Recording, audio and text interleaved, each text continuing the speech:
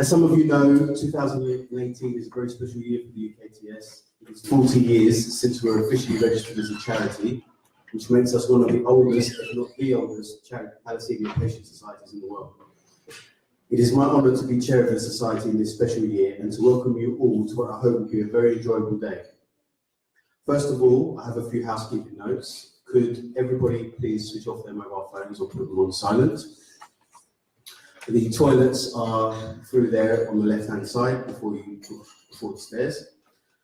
I'd like to thank Doctors Paul Telfer and Emma Dressar for giving up their time as speakers today, and also the patients who have travelled from other cities to speak.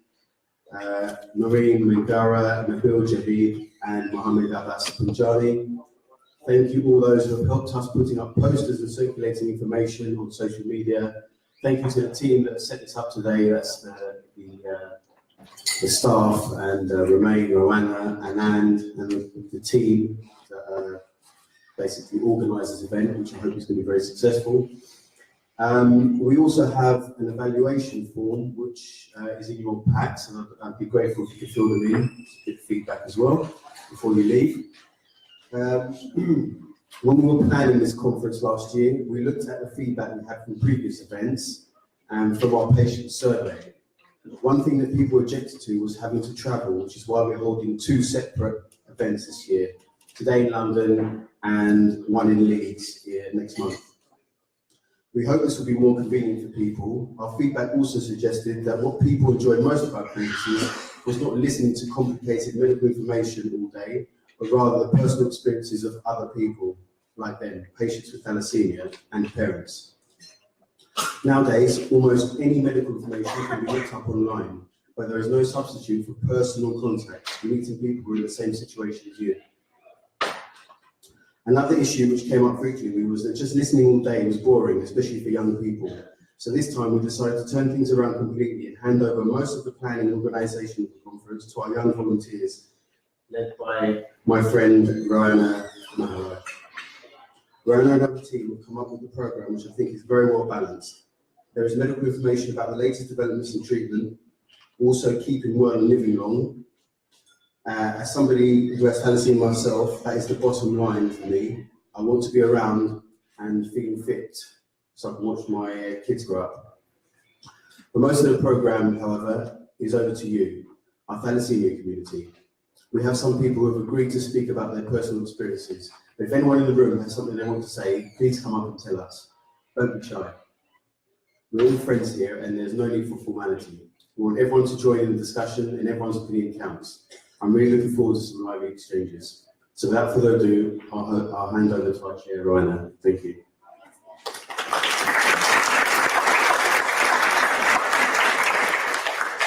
Good morning, everyone. So thank you so much for being here. We really, really appreciate it.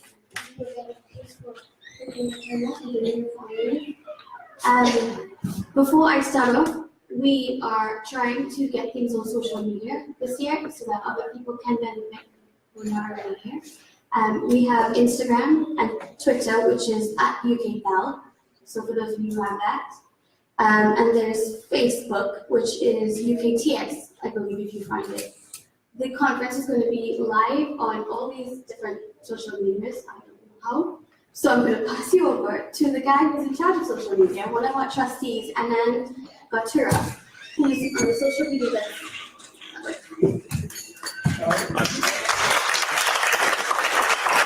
Thanks, guys. I think we've got a microphone available. That's great, thank you. So, as Rowana just mentioned, we're actually beaming on Facebook Live right now, right this second. So, the panel's actually live on Facebook as we speak. We're also on Twitter at UKTS.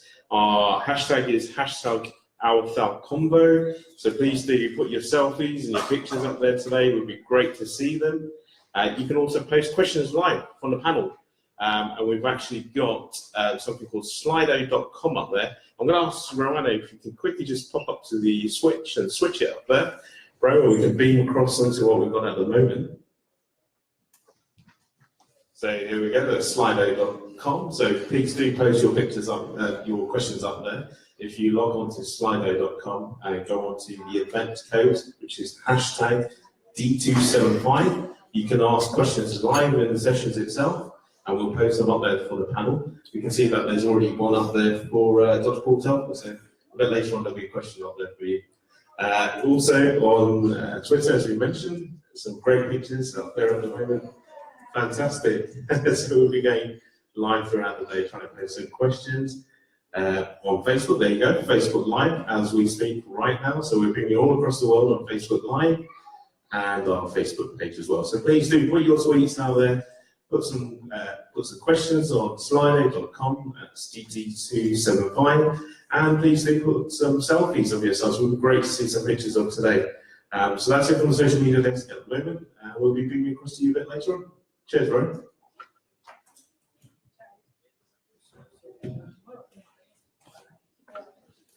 Okay, so without further ado, I'm going to pass you on to our first speaker, Dr. Paul Topham, who is consultant at the Royal London Hospital, who takes care of both adult and pediatric patients all around.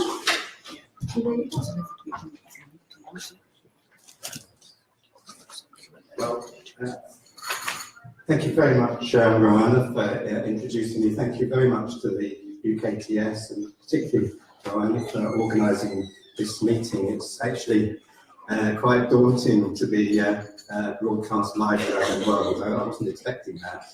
And I've also had the challenge from Gabriel to not to be too medical. So I'm feeling as though I'm really going to be judged this morning. So I do hope I'm okay.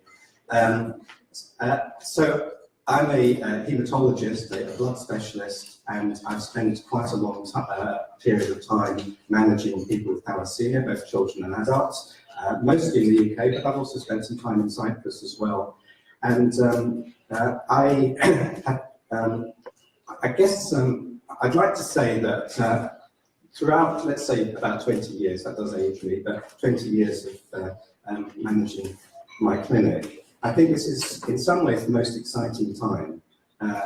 I've seen so many people living with thalassemia. I've been so impressed with how people have been able to get on with their lives, to cope with the condition and all the difficult parts of the treatment.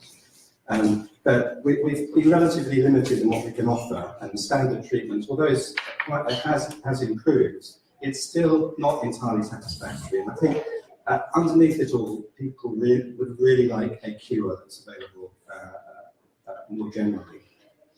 And I think we are now at a stage where some new treatments are coming along that could make quite a difference. And so I wanted to use this talk, and I think this is what I've been asked to do, to give you an update on where we are with these new treatments.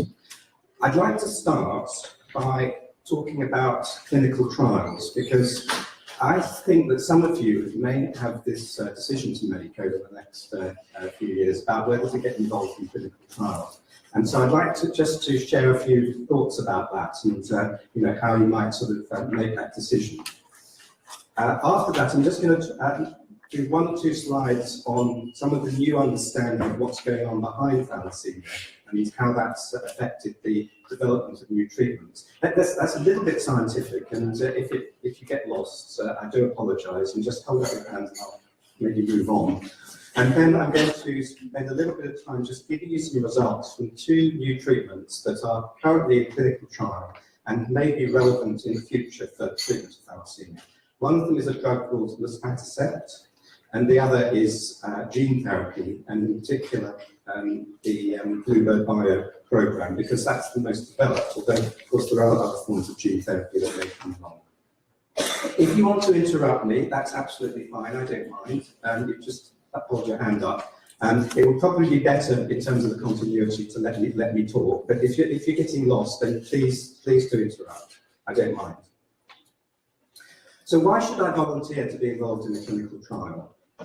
Now that's probably you've not had very much option or opportunity to think about that in the past, because there haven't been so many trials going on. But in order to develop any new treatment, we have to develop new treatments through clinical trials.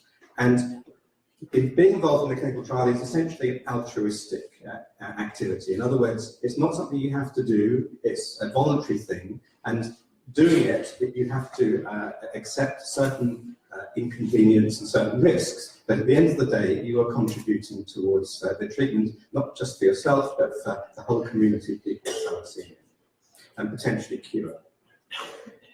And as I said, we will only make advances with new treatments if we do these clinical trials. That's the only way that they're going to get licensed. So they have to be done if we're going to make advances. If you are involved in a clinical trial, usually, but not always, but usually, you will be able to access the treatment, if it's successful and safe, before it's actually available in the National Health Service for a period of time.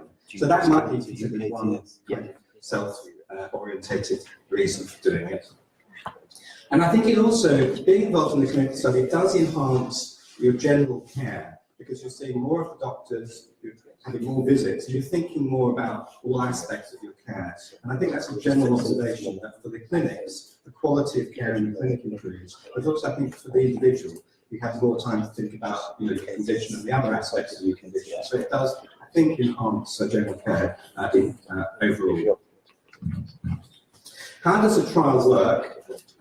Well, this is an important concept that in many trials, the treatment is blinded. In other words, we as doctors don't know which of the treatments you're getting, and you as the patient don't know which of the treatments you're getting. And that's important in order to be able to analyse the results and come up with an unbiased conclusion. Because if you know what treatment you're having, it will influence behaviour, it will influence interpretation. Now, there may be a randomisation. By that, it means that you might be allocated to the treatment, or to the dummy, or to the treatment compared to what is standard care, your normal treatment. And you wouldn't decide on that, we wouldn't decide on that, it's done by random. And that's the way these trials are designed, to ensure that it's completely impartial. The trial might be funded by the drug company, and this is where the pharmaceuticals come into it, of course. They're developing most of these treatments. They want to make money at the end of the day, and they're going to fund the study, which costs a huge amount of money, and they will recoup that cost when it comes to actually marketing the drug at the end of the day. But the reason why it's so expensive is that quite a lot of the drugs that are produced this way actually never make it to clinical care because of some problem along the line. So these are very, very expensive. And the other thing, perhaps by way of reassurance, is that all of these trials, at least when they're done in the National Health Service by ourselves, are very, very strictly monitored. And so we have to follow the protocol, we have to follow all the safety and standard measures. So there's a degree of sort of safety and certainty in that everything is done very, very good. In fact, the degree of scrutiny is much higher than in standard clinical care. So that's I think an advantage. If you want to get involved in a clinical study, there's not always a trial available, and in some clinics they're not so active in doing research as in others. But in some way it should be possible to access a clinic where trials are happening, but you would need to speak to your doctor about that and to discuss what's available and whether those trials are actually happening in their clinic or elsewhere. And I think that what I would say is that at the moment, these thalassemia trials that I'm talking about, the numbers being enrolled are really small, and they're being enrolled all around the world. So, for instance, with the luspatercept trial, which I'll tell you about in a minute, we were involved in the study, but within about 4 weeks or 8 weeks of getting set up, they more or less completely enrolled across the world. And so we couldn't enroll as many patients as we wanted. Yeah, exactly the same. Yeah. And with the gene therapy studies, the numbers are really small, and so there will inevitably be a little bit of selection about who goes in for it. That's just a feature, because these new treatments are being very carefully scrutinised. They don't want to have too many people going in at one time. Are there any disadvantages of being involved in the study? Well, I think one thing is that it's a big commitment on your part in terms of time and effort. You have to make more clinic visits, You have to be really careful about taking the trial medication in the correct way. So it does involve a sacrifice of time, and that might interfere with school, with work, etc., etc. So it may not be for you. And then there is always the possibility of adverse events. These are new treatments, and a new treatment, you don't know everything about the long-term effects or even short-term effects of the treatment. However, I'm just going to say a little bit more about adverse events because this is an important concept. The kind of study, most of the studies that we are involved in are quite late on in the development, so that there have been quite a lot of other people who have already taken the drug, both volunteers and people with thalassemia. So we've got a reasonable idea already of what kind of side effects might happen, but not a full idea. And we are obliged, doing the study, and the sponsors who are kind of responsible for the study have very strict requirements to monitor and report any adverse events that are coming along. And they're classified in terms of their severity, and they're also classified in terms of whether we think they're related to the study drug, or whether they might just be a medical event that was going to happen anyway, and you just happen to be in the study at the same time. Because there's obviously a difference, isn't there? You know, anybody could become unwell, just it was going to happen anyway. But if this is provoked by the study drug, then that's a different matter altogether. So how do you find out about trials? I think you ask your doctor as part of your routine clinic visit. You can do web searches, you can speak to people in the UKTS, family, friends.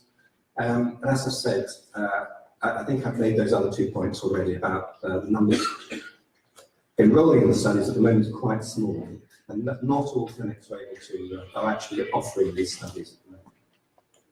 So I'm going to just pause for a second, and if there are anything that anybody wanted to comment or ask just about doing clinical studies, you can also ask at the end, but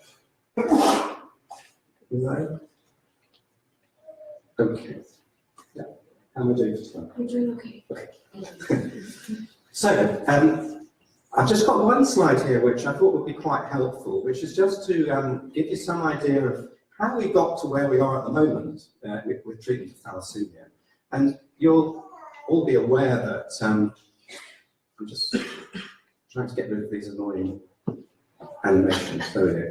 So, thalassemia treatment the standard treatment consists of transfusion and iron chelation. And there are a number of different iron chelating drugs and a number of different ways of using the iron chelating drugs. We also have bone marrow transplant, which is only available to a minority of people who have a donor, and that's usually done during childhood. Actually, the majority of this was not developed through clinical trials because we started using transfusions regularly in the 1960s, 1970s. There were small studies in local centres, but nothing like what we're doing now with clinical studies. Nobody would, of course, do a trial comparing transfusion with no transfusion. Now, of course, we all know you need transfusion. Similarly with the desferrioxamine, there were actually some very little studies done in the UK, actually, at the beginning of the desferrioxamine era, but not very much. Bone marrow transplant was just introduced. And then the Ferritrox, the deferriprone, was developed through clinical trials, but it was a really challenging environment at that time. There were lots of problems around it, and actually the UKTS was very involved in developing the deferriprone, and I think that's one of the highlights of what the UKTS did, encouraging that clinical study. Otherwise, we wouldn't actually have deferriprone, which has been life-saving in some cases. The use of these MRI scans, that was introduced without any with clinical studies, but not really studies of the kind that we're talking about now. And XJade was really the first drug that went through the kind of modern drug development. And that's produced by a company called Novartis. A huge amount of money was spent on those studies. XJade's place has been established. There's a long-term data now on its usefulness and its safety. But that was XJade was really the first drug that was evaluated through that process. So up until now, it's been a slightly kind of ad hoc development, but that's not to say it hasn't been the right way to develop over time. And basically, standard care with transfusions and chelation is, for many people, working really, really well. Now, I wanted just to talk about, I'm going to go really quickly over these slides, but just the one or two concepts that are quite important for these new treatments. So I'm going to just try and explain those. So thalassemia is where you inherit a change that basically prevents you from producing hemoglobin. And hemoglobin, this is a picture of hemoglobin here. And you've got these protein bits called the globin chains. There are two of them are called beta, okay? And the beta chains are the ones that are affected by the beta thalassemia. So basically you can't produce those two. So you can't produce an intact hemoglobin molecule because of the mutation. And there's a very interesting sort of genetics about how those are inherited and how the different hemoglobins are produced during babyhood, when you're in mummy's womb, and then when you become an adult.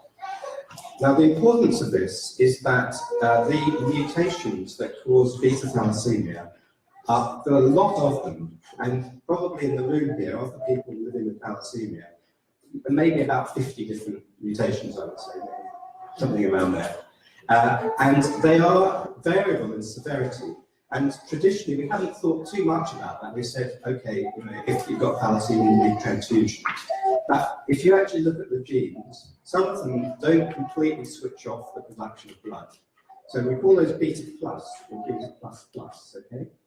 And this is the gene, the beta globin gene, and there are different mutations that can result in those mutations. And the importance of that is that the people who have got these milder mutations, even though they might be on regular transfusions, actually they've got slightly milder thalassemia, and they're more likely to respond to these new treatments as they are at the moment. So this is something we're just focusing on to make sure that everybody's got a genotype and we know, what their background thalassemia is. Okay.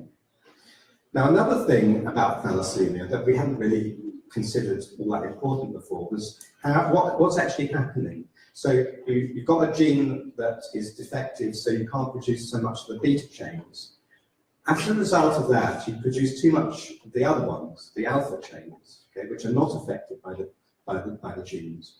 And it's those excess alpha chains that damage the red blood cells as they're developing in the bone marrow.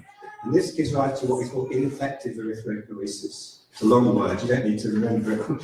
But the point is that you can actually target that process, the ineffective erythropoiesis, to improve the thalassemia, improve the anemia, and thereby you might be able to reduce the need for blood transfusions and the need for iron chelation.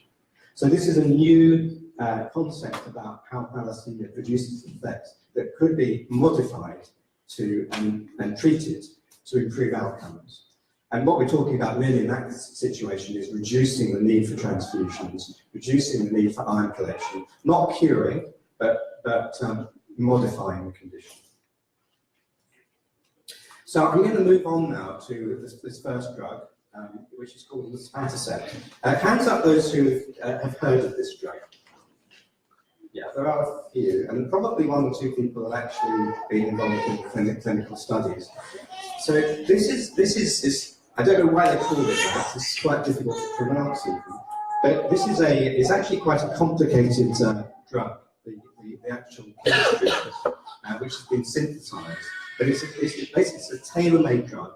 It was initially designed for osteoporosis, but it was found just incidentally that it improves hemoglobin levels in normal people. And then people thought, well, maybe we could use this in anemic conditions like thalassemia. And that was when the trial started in thalassemia. And what it does is to enhance the development of normal blood production, even if you've got thalassemia.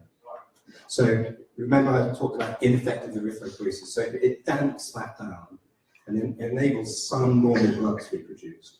And that is more likely if you've got one of these milder thalassemia mutations that I was talking about.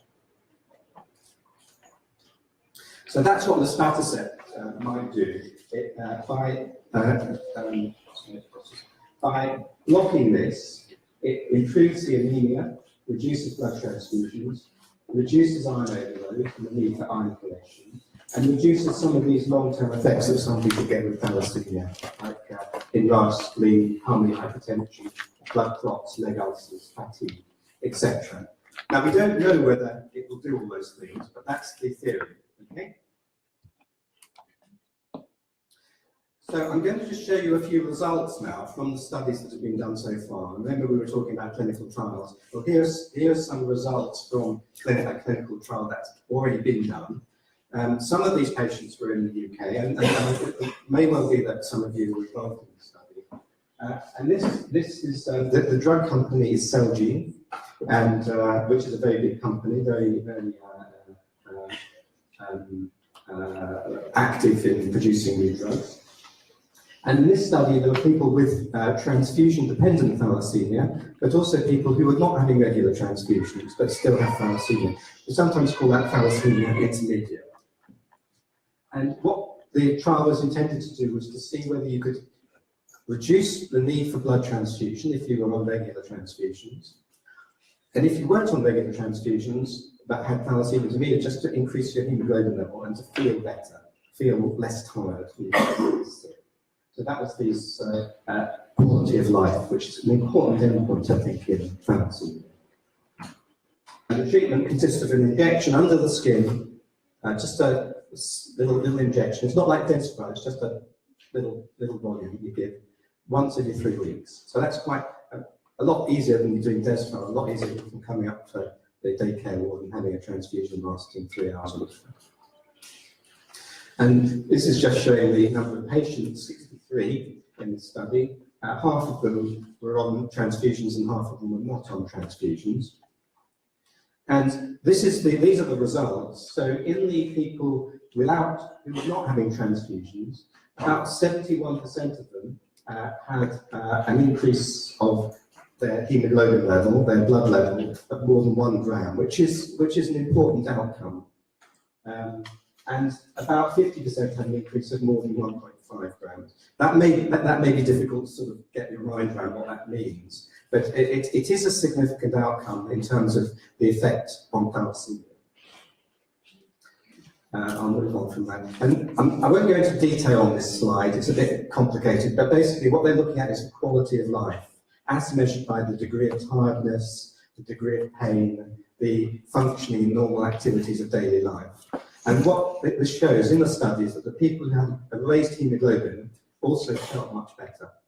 Okay, so it was affecting their quality of life. And although this is non-transfused people with thalassemia, this we would expect also to be the case in people on regular transfusions, an improvement in quality of life. So in the transfused people, there was about a third reduction, 33% reduction in about 2/3 of the patients. Now, what does that mean? Let's say you are having 3 units of blood every 3 weeks for your transfusion. That's kind of maybe a bit high, but so a 30% reduction would mean that instead of 3 units every 3 weeks, you're having 2 units every 3 weeks, or you're having 3 units every 4 weeks. So there is a significant reduction, but you're still going to have to come up with transfusions, okay? And on an individual level, here are some of the studies which show that there are patients, not all of them, but some who actually had a complete, they no longer needed transfusion. But the majority had a reduction in their transfusion needs. And of course, more than 50%. So there was a good response in more than half of the people. So I think this is a useful result, and although it's not a cure, it is impacting on the severity of the condition. Side effects did occur, but they weren't that severe. There were some particularly bone pains, headache, muscle pains, but most of them were relatively mild. So that was the previous study, which kind of showed that it might be effective. And so what's happening now is that there's a big study going on across many countries, which is really designed to test further how effective it is and how safe it is. And this will be preliminary to getting this drug licensed. Okay? So if this study is successful, then the drug might get licensed. It's called the BELIEVE study. There are people in this room who are, I think, involved in this study. We've had, I think, 3 or 4 centres in the UK who have enrolled patients into this. And basically, it goes on over about 6 months of treatment, and then there'll be a long-term follow-up. The study will finish mid this year, and the results should be available at the end of this year. So we'll see. So that's how am I doing for time? About 10 minutes. 10 more minutes. Okay, that will be enough. So I'm just going to talk about one more topic. All right. Is there any burning questions so far? We have a burning question. Yeah. So, you said there were some people in the UK in substitution. Yeah. What were the qualities of those people? Was it anything with them not They tended to be the people with these milder thalassemia genetics. Do you remember I was talking earlier about the beta plus? So these are people who are still producing some of their own, or they produce to some extent their own hemoglobin. Okay, so that when you give that drug, it has more of an effect on boosting what you can already produce. Yeah. There's a particular genotype that does really well, which is what we call E thalassemia. I don't know whether it's a relatively rare form of thalassemia, but there are plenty of people in the UK with E thalassemia, and the E thalassemia people do particularly well. Sorry, going back to what you were saying about different types of thalassemia. Yes. Yeah, I mean, to be honest, we should be doing that anyway, right from birth. And I think it's good practice, and most clinics are doing this and have that information on their clinical record. But there are a few, I mean, when we've done the trials, we have identified that a few of them actually seem not to have had it done. But it's very easy. I mean, there are 3 labs in the UK that do this genetic testing, and it's just a blood test.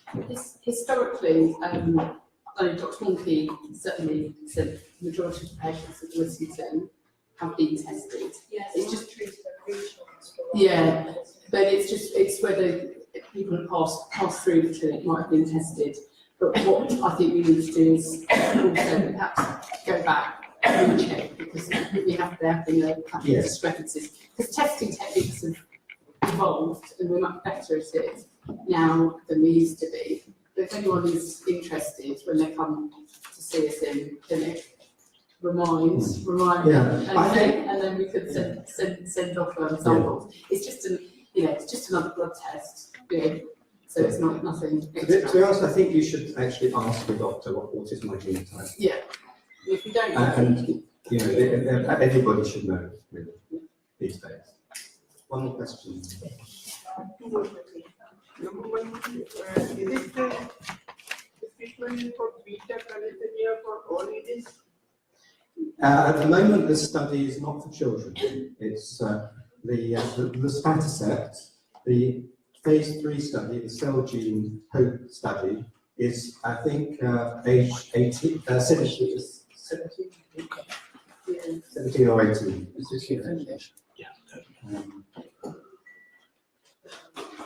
Adults, but I think it's 18 actually. Yeah. So there will be pediatric studies, but at the moment it's just adults. Well, And one more question. Is it free blood transfusion, total free blood transfusion or not? So there are people who have had this treatment and no longer need blood transfusion. Yes, not everybody, but. So we have 3 questions on the slide. So I'm going to pass over to Anna, and he'll tell you what they are. That'd be great. So the first question that's come in on slido.com is, what has made the difference to the treatment of thalassemia? Well, I think if that is talking about standard care, what's made the difference is having the availability to give regular transfusions with safe blood on a regular basis every 2 to 4 weeks to keep the blood level up. Secondly, to control the iron over a long period of time effectively with the one or more of the iron-chelating drugs that we have, desferrioxamine, deferriprone, and deferocyrox. And thirdly, the better ability to monitor the iron stores with the MRI scanning. So that's the liver iron and the heart iron. Fantastic, that's great. And we've got another generic question which has just come in. What is the difference between thalassemia minor and intermediate? They're totally different. Thalassemia minor, I don't think we should really kind of classify thalassemia minor as a medical condition. This is when you're a carrier of thalassemia or heterozygous and thalassemia trait.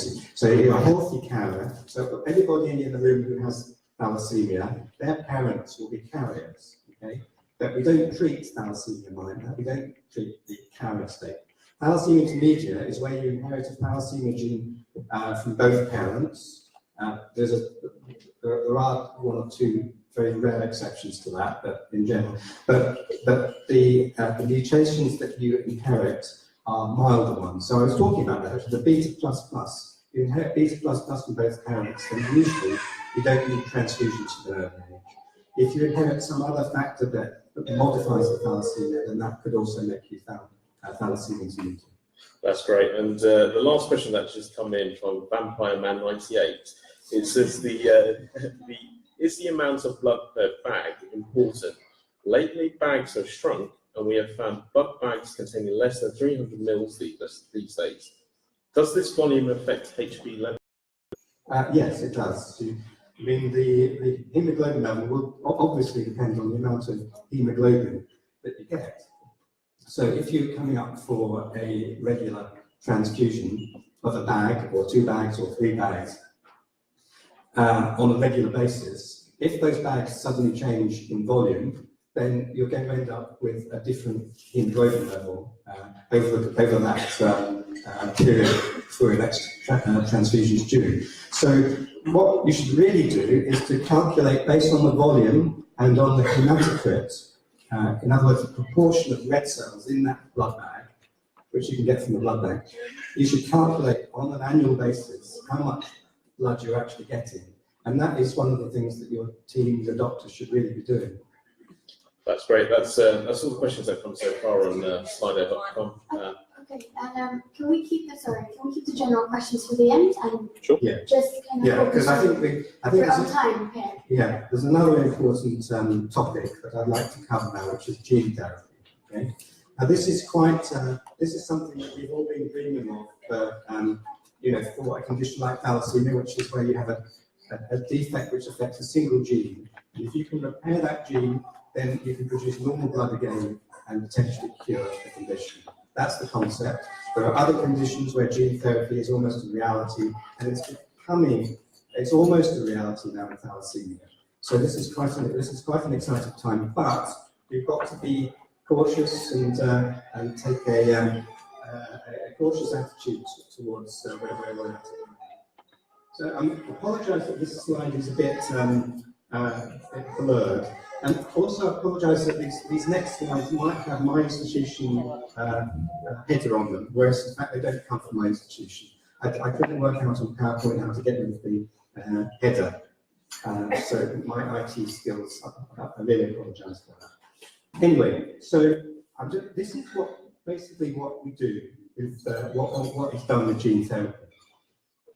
The blood cells are made from stem cells in the bone marrow, okay? So you have a small number of stem cells that divide, replicate, and differentiate into blood-forming cells, okay?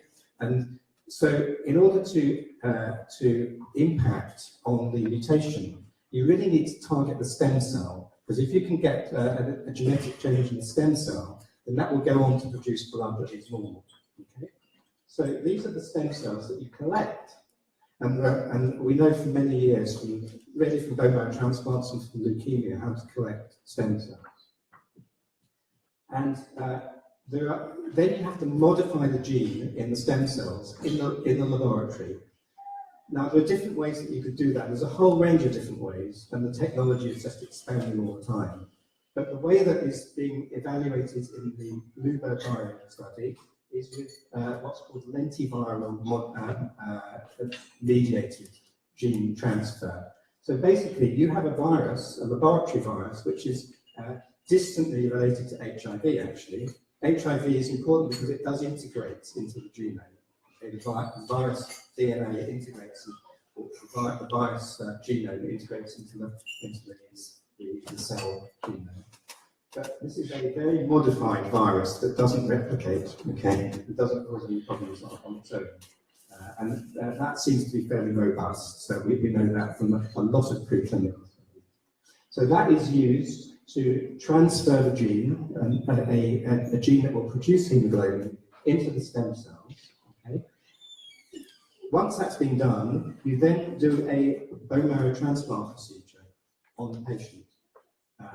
It's not quite as intense as the sort of standard transplant would do, but it is nevertheless a transplant procedure. To get these cells, these modified stem cells, back into the body and to get them to work. So that's the concept. Now there is another technology which involves what we call gene editing, where you don't use this virus, but you use other methods to repair the gene rather than integrate new copies of the gene. And that's a little bit further down the, it hasn't reached quite so far in the clinical development yet, but may in the future be a better technology. We don't know yet. So this is the in the lentiglobin program, which is Bluebird Bio is the company that's developing this, and they're using this this construct. I won't go into this in detail, but basically you've got the this is the beta globin gene here, which has been slightly modified. This is a bit of genetic material that enhances the production of hemoglobin.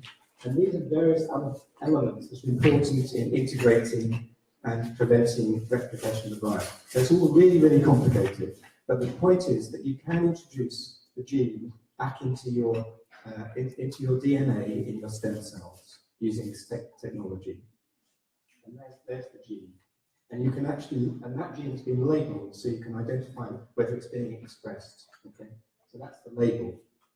Right? And that's important in assessing the response to the treatment. So I'm going to show you some results now, okay? And this is these results were presented at the American Society for Hematology in December. Ignore that header at the top there. The UK was involved, maybe not in this particular study. Yeah, maybe the other one, John Porter was yeah. So this is the outcomes of the first real clinical study in thalassemia. Okay, so this is an international study, and the primary objectives were to evaluate how safe and how effective this gene therapy was in people on regular transfusions with thalassemia. Okay, and there were 18 patients of different ages, but there weren't any children. All right. And in this presentation, they all followed for quite a long period of time. Well, I say quite a long period, up 2 years, maybe 2 years. So all 18 patients have completed at least 18 months. So 10 patients have completed 2 years, and 3 patients have had 3 years of follow-up. Okay? And this is just going over what I've told you. This is the process. So what you do is you collect the stem cells from the patient. That's a fairly routine procedure. Okay. You then take those stem cells, and in the laboratory, you introduce a new gene into the stem cells with this lentiviral vector. You then do a transplant with these chemotherapy drugs. And the transplant, and you have to stay in hospital for a few days, and then you follow up over the long term to see what happens. And you can see that there were some people who had this most severe genotype, that's the what we call the beta 0, and there were some who had non-beta 0. Okay? So I'm not going to show anything more on that slide. So this is the safety profile. So this is the side effects that people got. And most of the side effects were related to the effects of the transplant. You know, if you have a bone marrow transplant, over the first 3 or 4 weeks, you can get lots of nasty side effects. They're mostly related to the chemotherapy that you have to give for conditioning. In other words, to make a space in the bone marrow to enable the new bone marrow, or new stem cells to take. So these things, stomatitis means inflammation in the mouth. Febrile neutropenia means an infection or a fever because your white cell count is low. Veno-occlusive disease is a nasty condition affecting the liver that we quite often see after transplant, but usually settles down over time. It can be quite nasty. Epistaxis is nosebleeds. So the worsened side effects, which are more or less expected from the transplant procedure, but there weren't any deaths, and there weren't any very severe side effects. There was no evidence of any virus from the gene therapy protocol escaping and infecting the patient or anybody else. And there's no evidence of what we call clonal dominance. Now that's a complicated term, and I will not go into the detail, but basically the concept is that you're introducing a new gene into the DNA, and that gene could go in anywhere, okay? And there will be more than one integration. That would be quite a lot of different sites for an individual patient where that new gene goes in. And always there is a small risk that that could disrupt the normal process of the genetic expression and even cause cancer. That's the bottom line. And during the development of this product, that has been very much the forefront of the Bluebird Bio and all the gene therapy protocols. And they've made loads of modifications to minimize the risk of that. And what I can say is that with the new generation of gene therapy, so far there hasn't been any evidence that you are switching on a gene that shouldn't be switched on and causing a clone or causing cancer. However, that is one thing that we have to look for in the long term. It is one of the reasons why we have to be a little bit cautious about explaining the results of these studies, because we don't know everything about the long-term side effects. So far, it looks fine, and I think with the modifications they've been made, there's a degree of reassurance. I'm sure I'll get some questions about that. So this is a slide showing results, and along here we've got the different genotypes. And basically, what this is saying is that the people with the milder genotypes have the best results. The blue bar is this is the hemoglobin level, which is pretty good, 9-10. And the blue bar here are the months since you last had a transfusion. Okay, so this first patient has had 33 months.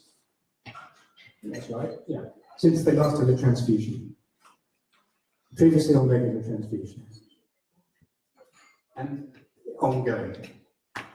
And this one is 14 months. So they've all come off transfusions. These 9 of 10 patients are off transfusion.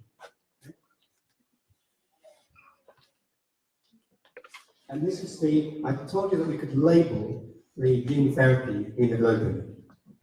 That's here. And you can see that this is the amount of hemoglobin that's actually being produced from the gene therapy. And it varies from about 5 to 9, 8 or 9 grams. So it doesn't completely correct, okay? Remember that for normal hemoglobin, it's about 11 to 13. But for somebody with thalassemia, we normally keep it so it doesn't go below about 9, all right? Now, for somebody who's produced enough for about 5 grams, that's not enough. But if you've got a milder genotype and you're already producing your own, it might be enough. Okay? So up until recently, this has been shown to be most effective in those with the milder genotypes. And in fact, in the study study 2, which I'm going to come the target population have been those with milder genotypes, not the beta 0 patients.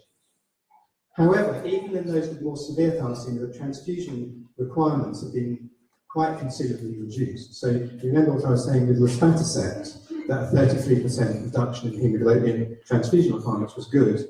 Here, the reduction in transfusion requirements are at least that amount, even if you're not off transfusion. So it may have some benefit, but really with the gene therapy, what we want is to be off transfusions completely. That's the goal. Okay, I'll move on through this. So these are the studies, and this is the study that is ongoing at the moment, including UK sites. A very small number, 15 patients in total, are going to be enrolled, including 8 children between the age of 2 and 16. And in the UK, I believe that UCH is already enrolled, is that right? Adults, yeah. Adults. I think they've done 3. Yeah. Yeah. So we've just been asked to enrol 3 children across the country, and we're in discussion at the moment, but there will probably be 1 child per clinic who might be asked, okay, or it might be available for. And these would be non-beta 00, so this would be about 30% of the patients, of the children and the adults who would be in that category. But this is another reason why I say you need to know what your genotype is to see whether you might know. However, the next study will include the people who've got the most severe genotype. And the reason why that study is being developed is because with some modifications in the laboratory processing, the results have improved even from what I've just shown. I'm not going to go into the details here, but first of all to say that what's happened is that with the modifications, they get more of those gene therapy integrations. So the median is about 3 vector copies, okay? So that means that in each stem cell, there are about 3 different integration events in the genome. And about 80% of the stem cells are actually have actually been modified. So that's a big difference from that previous study I showed. And the results of that were again presented in American Society for Hematology. And these are just 6 patients, but these red bars show the amount of gene therapy hemoglobin that's produced. And you can see, and the follow-up isn't that long so far, 9 months at the maximum. This is 3 months. You can see that this patient has 10 grams, and look at their own hemoglobin production. They're going along with a hemoglobin of 11.5 and no treatment, no transfusions. And they're all, this one, 12.5. This is somebody with E thalassemia, which is still hemoglobin. And these are patients who are still producing some hemoglobin. But you can see that there's been a gradual improvement with each sort of step in the technology. And I think we're reaching a stage now where with this particular form of gene therapy, it will be available to people of all genotypes, and there will be probably more than 50% to get treated and no longer need transfusion. So this is North Star 3, and this is again ongoing. Actually, I think this is the one we're just about to open. No, it's not. Sorry. Apologies. The one that we're just about to open in the UK for children is for the non-severe genotype. This one will be open soon. Okay, so just in conclusion, there are several novel thalassemia treatments in development. Gene therapy has the potential for curing everybody with thalassemia. The potential. But rigorous trials are needed to show the effectiveness and safety of new treatments, not only in the short term, but also in the long term. We need to look out for the long-term side. Participating in clinical trials is time-consuming and does entail some risks, but we're not going to develop new treatments for people living with thalassemia don't agree to participate. And to participate, you need all the information to be able to make an informed consent, and you need really good communication and collaboration. This is not, simple. Particularly the gene therapy trials are not simple, and it's a big commitment. These new treatments will be expensive, and their ultimate availability on the NHS is going to be difficult because the NHS is going to put at the cost. And in order to get them into the clinic, there's going to need to be a lot of advocacy from doctors, from pharmaceutical companies, but perhaps most of all from the patient groups as well. Okay, thank you very much. I think that's these are just some of my affiliations with local teams and so on. Okay, so before we go on, we take any questions from Slido. Does anybody have any questions that they want to ask? Yes, Maria? I'm sorry, the mic. Sorry, Maria.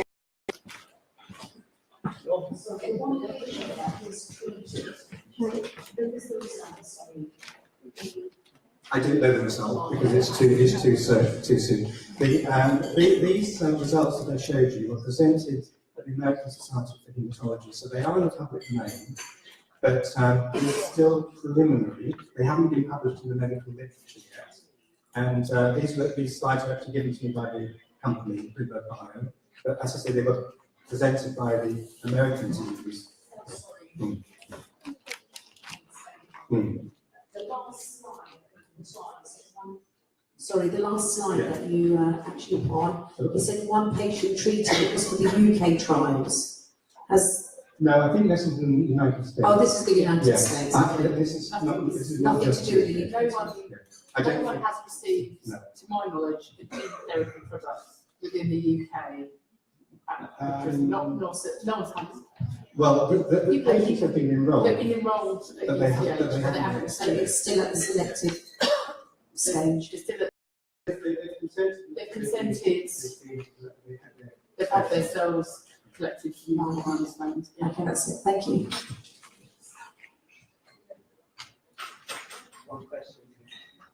Is there anything available for those who've got the genotype beta 0 and beta 0?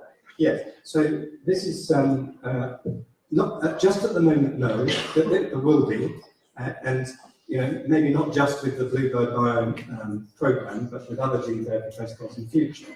But this study is going to be enrolling beta 0, and that will. I don't know when and if the UK is involved in this. It would be useful to have somebody from the company there, but I believe we're not allowed to. But there will be. I'm sure there will be. Yeah. If your child or the adult is having low-dose chemotherapy, do they have to be in isolation, if so, for what? Yes, because you go through a period of having very, very low blood counts, and you have to be isolated. In transport, when you do transport zone, you're not isolated per se. You tend to be at UCH. Because I was the bone marrow transplant coordinator at King's for a year. So you can actually ambulate people. So that means people can go stay around near the hospital, but basically be in like a hotel. We don't seal people into their rooms like we used to when I started in haematology. But still people are, because basically we're wiping out the immune system. And although it is lower dose than as what we call a standard transplant, it still is quite a significant amount of chemotherapy that, as Paul said, does have side effects, immediate short term and long term. So it's, as with everything, it's it's not necessarily a straightforward or easy decision for families to come to. So I just should clarify. It says now enrolling, but I think that's yes. These are slides from the American Society for Hematology. So I think we just need to clarify that at the moment. Okay. Once gene therapy becomes available, will it be limited to people of a certain age group or for people of all ages? When you think, so once it's available on the NHS, well, I think the indications will be based on how they selected people for their clinical studies to some extent. So the fact that adults and children are going to be involved in these clinical studies, I'm expecting that ultimately it will be available for everybody. In a way, just as in bone marrow transplant, we would prefer to do a curative treatment as early as possible. I think it's quite important to consider, treating children, but certainly I think it would be quite wrong to exclude adults, and I would imagine that this treatment would be available for adults as well. But I suspect there's going to be a very deep discussion in the NHS about how this technology is used in the clinic, because undoubtedly it's going to be really, really expensive, and NHS will have to make some choices about that. Yeah, the risk of transplant, as with everything, as we get older, the risk of transplant increase. However, if we were talking about a situation where I was thinking about transplanting someone with leukemia, I've transplanted someone who was in their 70s with not quite the same, with 2 doses of the sulfam as opposed to 4, and they did very well during the transplant procedure. So I think, personally, it's always it's biological age, not chronological age, that should determine who gets any therapy, really. Okay, so we have only 2 more questions. So, I think there's somebody here who hasn't asked a question yet. yes, Yeah. Shaheen, do you want to? My first question was about the length of the project, and you talking about how it cancer. Well, theoretically, but in practice, it looks as though it hasn't. With the new formulations on the new. Could you avoid that by using an adenovirus? An adenovirus, well, this is a bit technical. Adenovirus vector is probably not suitable for hematopoietic stem cells. And with the trial also, if you don't do the bone marrow transplant but you use it, you'll have hiding ability, but you'd have to also chelate you still have to get rid of the iron because you'll be producing as much. You mean, so if you don't do the chemotherapy, just put in the stem cell? So the problem is you need to create space in the physical bone marrow compartment. Literally, I was using a gardening analogy. So let the flowers come through, and you need to get rid of the weeds. And so, unfortunately, we use sort of a quite aggressive weed killer, as it were, to get rid of the bone marrow, because the stems, unfortunately, you get some sort of friendly fire damage, which is the white cells and your platelets, and then you have to create space for the stem cells. Otherwise, what happens, and what happened in the early days of stem cell transplants in the hemoglobinopathies, is that a lot of patients, there's quite a lot of sort of regeneration of people's own bone marrows, and the grafts failed. So that's why we have to give the chemotherapy. Okay, and the last question, Anand, do you? I think there's one more here. Can I just ask a very simple question? If the cards do prove successful, what's the time frame before the gene therapy would be licensed? Just indicative. Well, that's a good question, and this involves quite complicated regulatory approvals, and which include for us used to include the European, the EMA, European Medical Regulatory Agencies, and also the MHRA. But this is being approved, as I understand it, on a kind of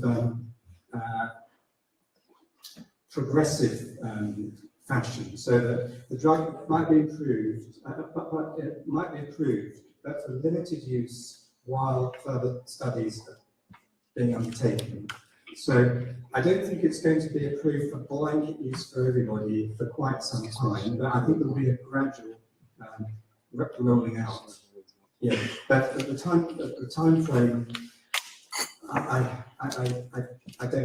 don't think I'm going to answer that, actually. Okay, and then The gene therapy. last question. Last question, just here on slide 8, which has just come in, that says, are the study results published to the general public? If not, what journal would they be published in for them to view? Well, they are available. Yeah.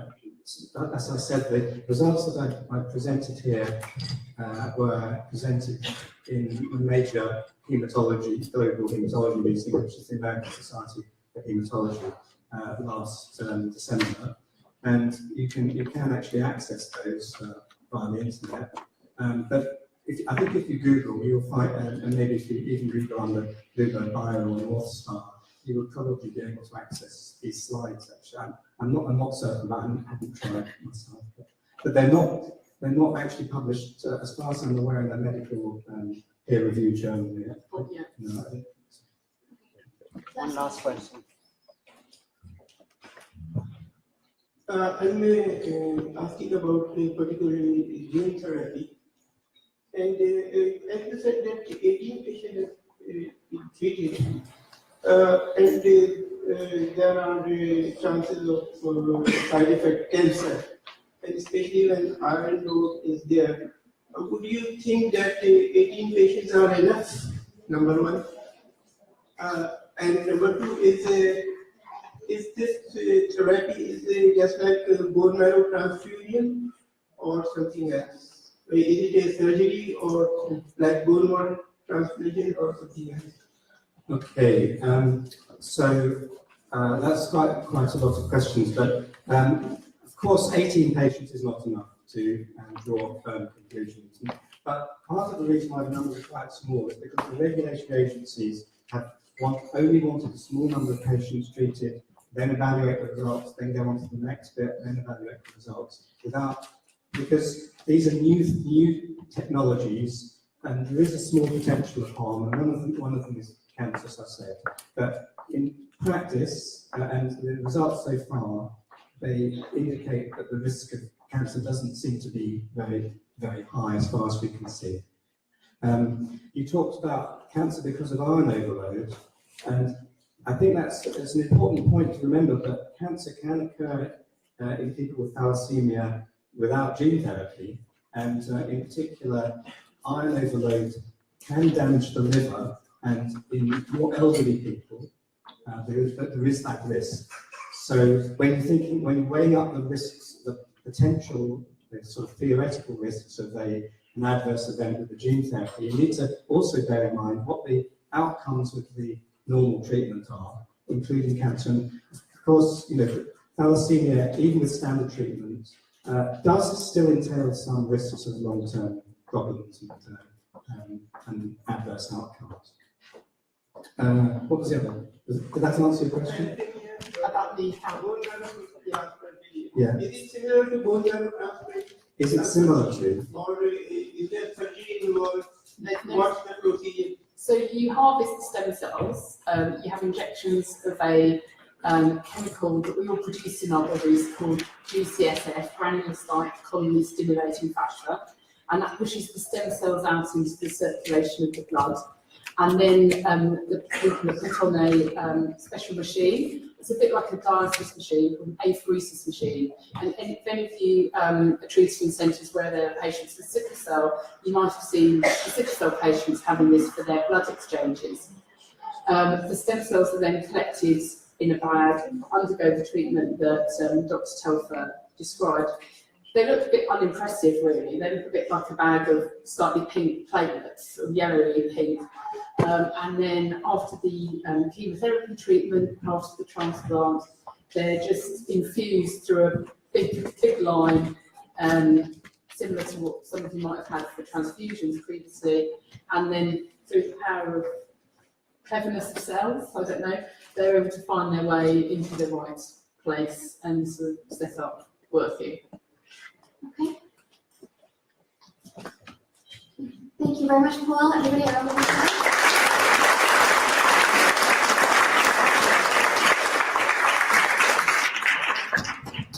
So before I'm going to speak, I'm just going to put you over Zanand. Apparently we have people looking from all over the world, so will you just kind of relay that? Plug in? Yeah, of course, no worries. We have, at the moment, we're got quite a few people watching on Facebook Live. If you're only to go and flip the switch, we can show it live on the screens over here. We've had quite a few questions from people actually asking how they can actually view this. If you go to Facebook and do a search at UKTS, at Team UKTS, you'll be able to get the UK Thalassemia Society page across, but we've got people from across the UK, from America, from Asia, and other parts of the world, so it's going live, and there's been lots of compliments here that those people that can't make it today can actually view this live. So for the first time today, and probably for any UKTS conference we're doing, and there's been some great feedback so far.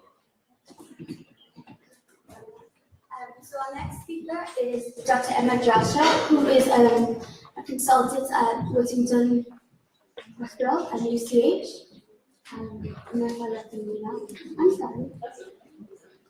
So, hello everyone, I'm Rich Lawson Paul. Hello, right.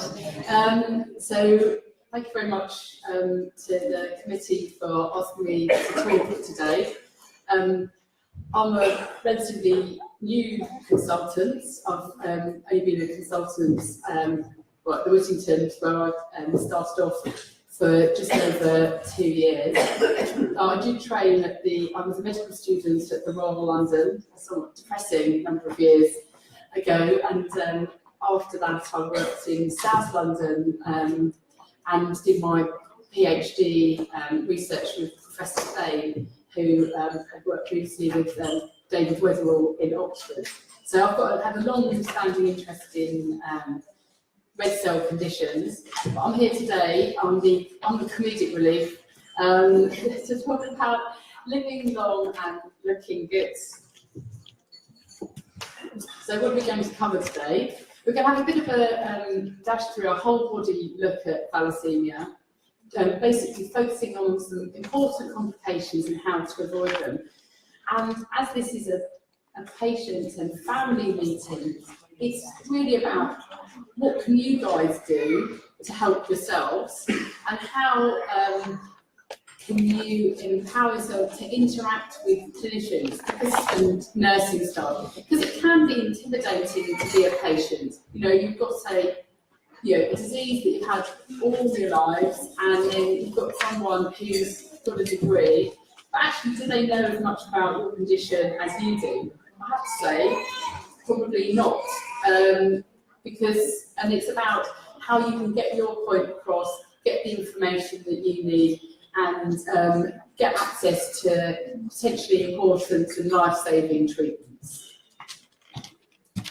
So, a bit of a history lesson here. So, as the song goes, things have never been better. I would hope that a child born today with thalassemia has a chance of having a normal life expectancy with good chelation and transfusion therapy in the UK. Obviously, unfortunately, that's not the same case around the world, and we know that there are, even within the UK, inequalities in access to treatment and care, and that's part of, I think, one of the big things that the UKTS has done is to try and make good care available to everyone.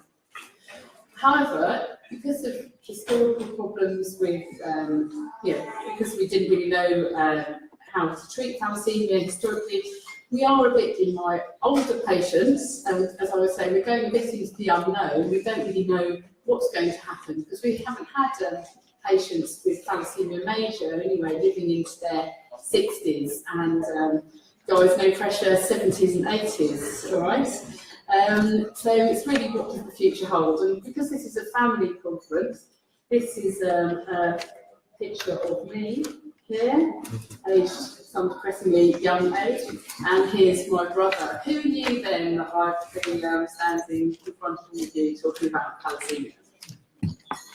So, as with everything, there's been a change in priorities. Medicine evolves, complications evolve, and whereas historically the big concern, one of the big causes of morbidity and mortality in thalassemia was cardiac disease.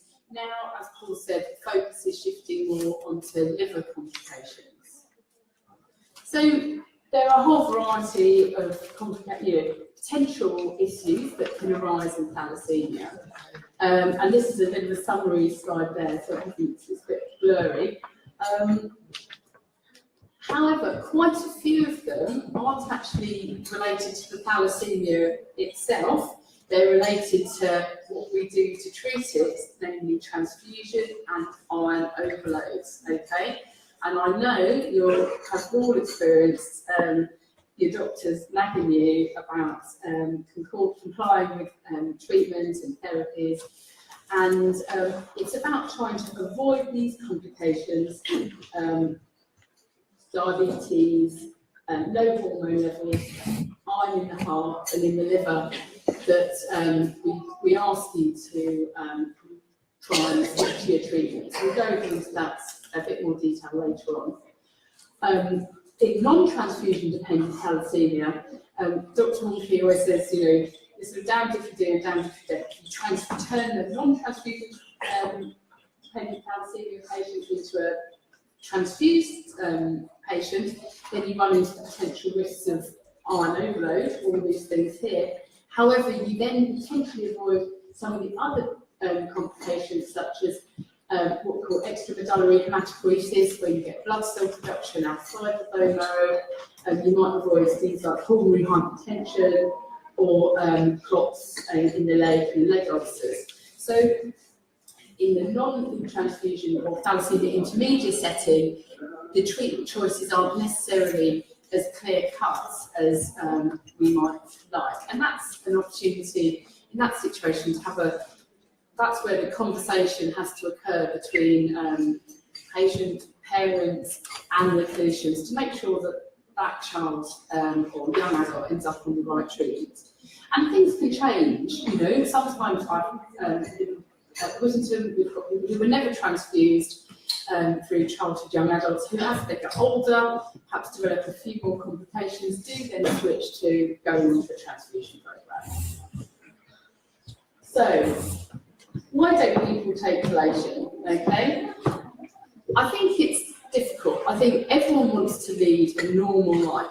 We all know if we've got if you're born with a condition such as thalassemia, you don't necessarily want to be thinking about it all the time. You don't want to be thinking, here I am with thalassemia, and having to take medication every day.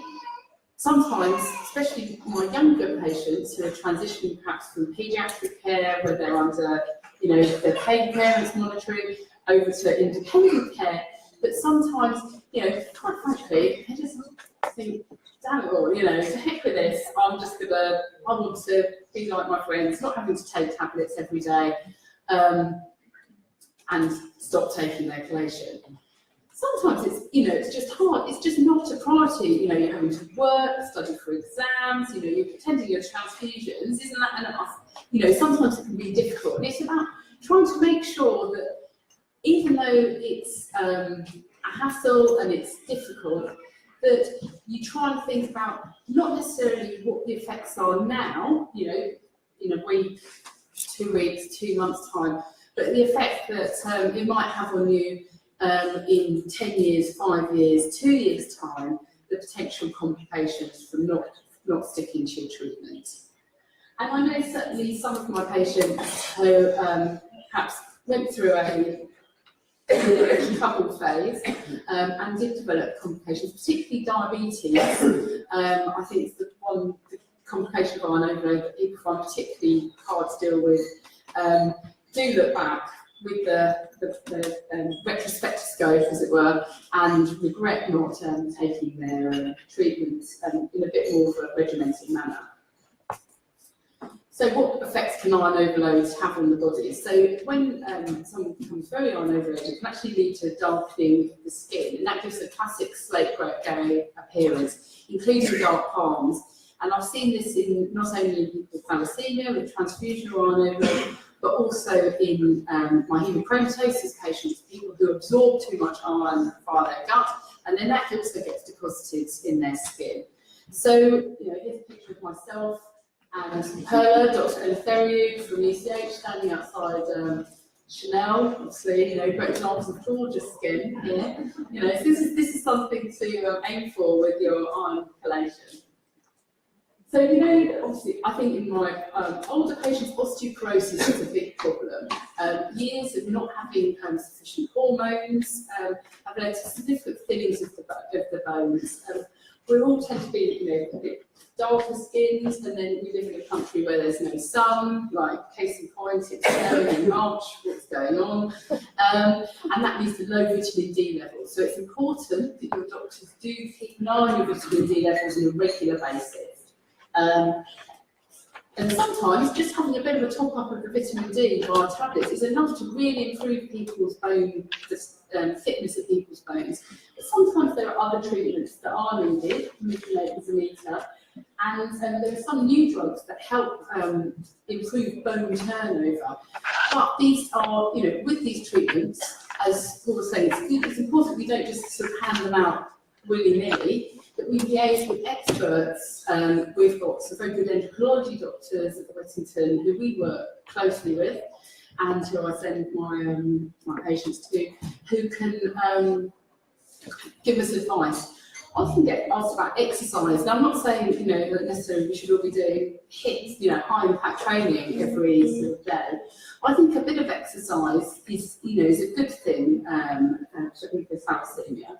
This is my nan, God rest her soul, who unfortunately also had severe osteoporosis. You can see that she's got like quite a hunchback, and she had multiple spinal fractures from her osteoporosis. So it can happen to people without thalassemia as well. And she was on vitamin D supplements and also took a tablet for her bones. So on to another organ, kidneys. So I know quite a few people end up with issues with renal stones. We know that diabetes can put pressure on the kidneys, so it's important that we monitor your urine, basically. So when you come up to see one of your consultants, say, you know, ask, can I have my urine dipped, looking for protein and also sugar in the urine. Medications can put pressure on the kidneys. One of the quite common things is non-steroidal drugs like ibuprofen or Nurofen, if they have to be taken regularly, perhaps because of back pain or joint pains, can sometimes put pressure on the kidneys. So it's always worth checking any new medication with your doctors to make sure it's okay. Blood pressure control. Also, good, well-controlled blood pressure is good for kidney function. And I know you all have your blood pressure checked when you have your transfusions, so it's important just to keep a little record of it. And this I showed to one of my patients. He has a lot of problems with renal stones. This is actually my poor cat, Lorenzo, who went into acute retention of urine just before Christmas due to he had terrible urinary stones. Obviously, I'm not a vet, so I hadn't been aware of this, poor thing. So probably a good thing I look after people who can talk. We talked a bit about iron overload in the heart. So this, as I say, historically was one of the most common problems that people with thalassemia were exposed to. And even iron in the heart can lead to cardiac failure, and that's one of the most common causes of death, unfortunately, in people with thalassemia. However, now, even in my older patients who've got beautifully controlled iron, sometimes that iron has, previous iron that was there has damaged the conduction pathways, so the special cells that transmit the pulses in the heart that keep the heart pumping. And that can lead to arrhythmias, irregular heartbeats, such as atrial fibrillation. And this is, and that can be quite distressing, actually. And I haven't really been aware of how symptomatic someone with atrial fibrillation can be, how breathlessness, that constant awareness of their heart pounding. until my mum went in for an operation on her thyroid just before Christmas at UCLH, one of the hospitals that I work at. And I was in my Thursday evening clinic and I got a call from my dad saying, there's something, the operation's been cancelled, there's something wrong with mummy's heart. So obviously, finished my clinic, rushed up to UCH, and my mother had gone into fast atrial fibrillation. So there she is on the monitor, drinking coffee, probably not the best idea, with a heart rate of 143. So, and actually, my mum's still in AF, she's awaiting a cardioversion procedure, but it has actually had a massive impact on her quality of life, because she's now can't walk as much as she used to be able to, she just gets breathless, she's got this constant awareness of her heart pounding. And I think this is just to illustrate the fact how a personal experience, you know, the whole purpose of this meeting basically is how a personal experience can be so much more powerful than just someone, you know, listening to a lecture. Because I hadn't, you know, I've listened to a lot of lectures on atrial fibrillation, I've heard Malcolm Walker talk about it, you know, in conjunction with thalassemia many times. But until it was, you know, someone that I knew before and then after, I didn't really see the impact of it. So that's cardiac conclusion. So the liver, this is my sort of area of interest from a research perspective. Unfortunately, some of our patients were exposed to viral hepatitis, particularly hepatitis C, from effective blood transfusions historically. And that's something that we do our absolute best to avoid now in modern blood practices. We need to investigate the role of iron and its effects long-term on the liver, and think about sort of how we can screen for potential liver issues. Unfortunately, as our people get older, they're more prone to sort of normal liver complications that anyone can get, and a particular thing in the UK at the moment is fatty liver disease, which is basically caused by all the good things in life. You know, all the things that I like cakes and the occasional drink of alcohol, all of those things are potentially cause fatty liver disease. So it's how we need to now, people are living older, we need to have a think about how we can avoid those. And this is a picture from around Christmas with my daughter Bea, who's here, and my husband Tim, probably very silly, with my headbands. First thing you see, I think, is a massive thing we need to think about. Because what do we want people to have? We want people to have the opportunity to have normal lives, and that involves having children of their own. And we know that iron can be deposited in pituitary glands, leading to something called hypergonadotrophic gonadism, where you're just not producing the hormones you need to go through puberty and have a baby Beatrice of your own.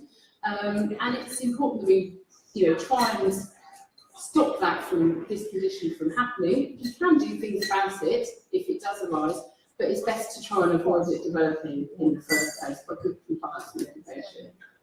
Other things, I know the guys, beards very fashionable at the moment. I look around, I see quite a lot of facial hair here. This is my dad. And muscles, especially boys, like to, be looking up. Here's my husband Tim, do something manly up a ladder. And all these things, when you're 16, 14, 16, not taking your medication, you're not necessarily thinking about, I won't be able to grow a beard. It's right, of course, but it's you don't think about, I want to, I might not be able to be muscly. And I think it's just important just to try and keep an eye on the horizon to keep your health. So just a very quick thing about pregnancy preparation. There's a number of babies in the room. If you think about starting a family, do let us know. It's always good to be prepared, as it were. Partly so we can arrange partner screening and discussions around that. And ideally, for a good, healthy pregnancy, you want to get the iron levels as low as possible. And sometimes, diabetes, if you're diabetic, the diabetic control really tightens up. We want to do some preparatory blood tests, make sure there's not your thyroid's working okay, that there isn't any diabetes, and you're well loaded up on vitamin D and folic acid. If you've had a splenectomy, we want to make sure you're up to date with all your immunisations. And if you're on any other medications, do we actually need to stop them before you start having, trying to charge for a child? We also, one of the important things, we need to think about switching your chelation, because this role is the, we want to get people off their Exjanes and ferroprone, and either onto nothing or Desferal.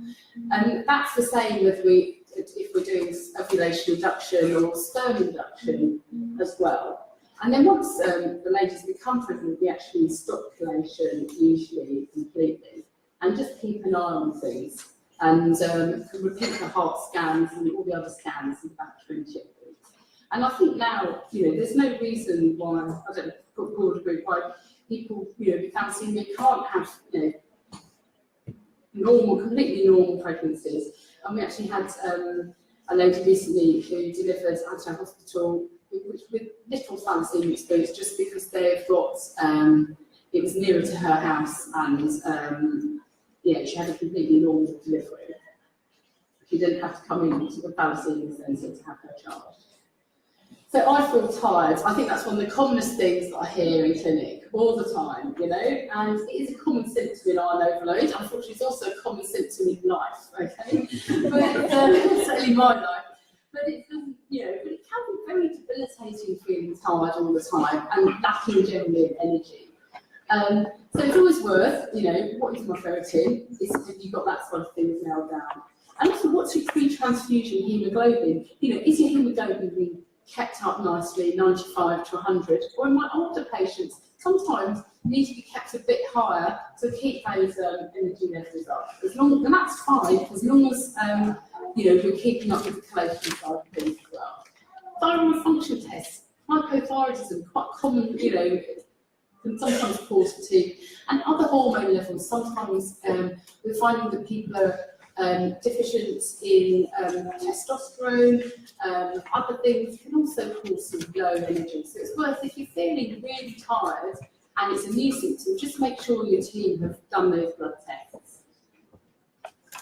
And I think this is a big change, certainly in my medical career. So I started at medical school in the 90s. And then I think medicine was very focused on the reactive, problem X arose, we did this, problem Z arose, we do this. But now we're trying to respond, we're trying to think ahead and prevent issues before they arise, and also be far more inclusive. I'm of the age where, you do the massive disaster ward round at the old London hospital with those wooden stairs and the dorm wards, with this shuffling around behind Professor Cohen, who was the Professor of Medicine at the time, a bit like something in an old film. Whereas now, I hope, anyway, doctors should be more approachable, and that the barriers are sort of breaking down somewhat, and that we should listen to you, as much as we expect you to listen to us. So, what can sometimes be issues with that? So, sometimes, as I said, we're going into sort of the unknown. What if we don't know what's coming? And that's the role of research, as Paul outlined earlier, and also things like the National Haemoglobinopathy Registry that looks at the people with thalassemia or sickle cell disease as a whole over the UK.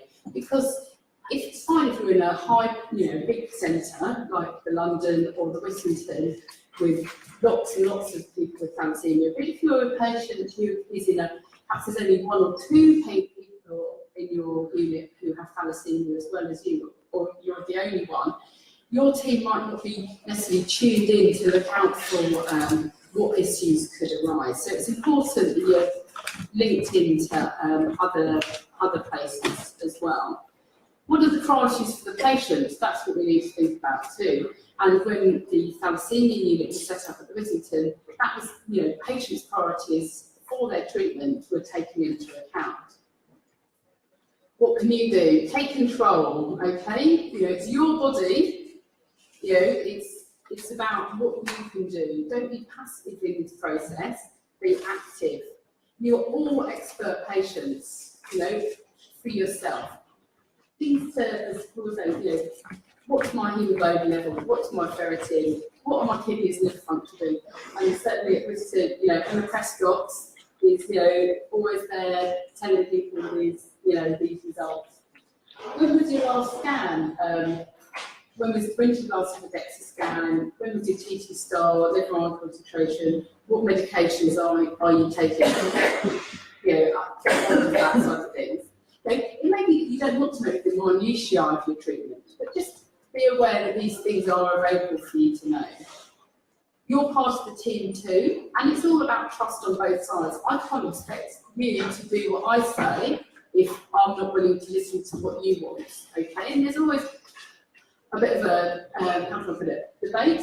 Sometimes it's more active than other times. Sometimes we need to be a bit more, how can I say it, stricter. Sometimes I channel Dr. Wonky and get quite strict and shouty. Sometimes I'm a bit more benign. But it's about trust in both sides. And as Paul said, ask about trials and new therapies. And the UKTS standards, they're at the back or at the side, they're there. Make sure that your unit's sticking to them. So, as I always say, try and comply.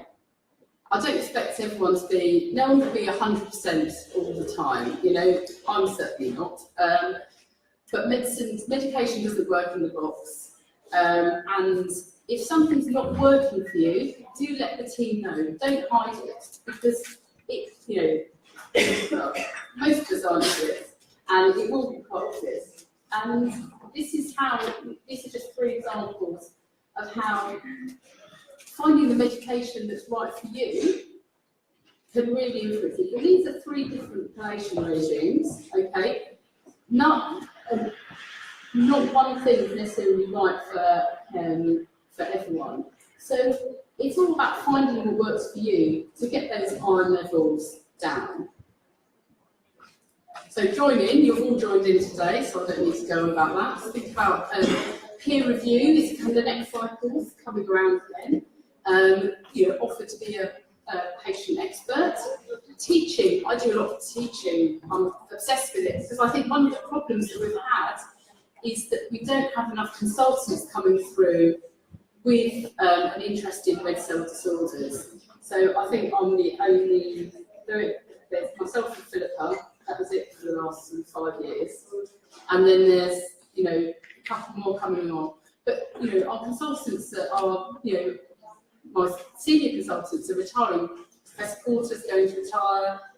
Paul's not going to retire, not soon anyway. Dr. Yardounian's going to retire. We need to infuse people, junior doctors, to look after you in the future. And a big thanks to all my guys at the Whittington who are very patient and spend a lot of time talking to my medical students when they come on the faculty unit. Because the student doctors really appreciate it, because it really gives them an insight into what it means to be someone with thalassemia. Harass NHS management, this is the thing. So, we often call on UKTS, other patient organisations, if we want to get something done.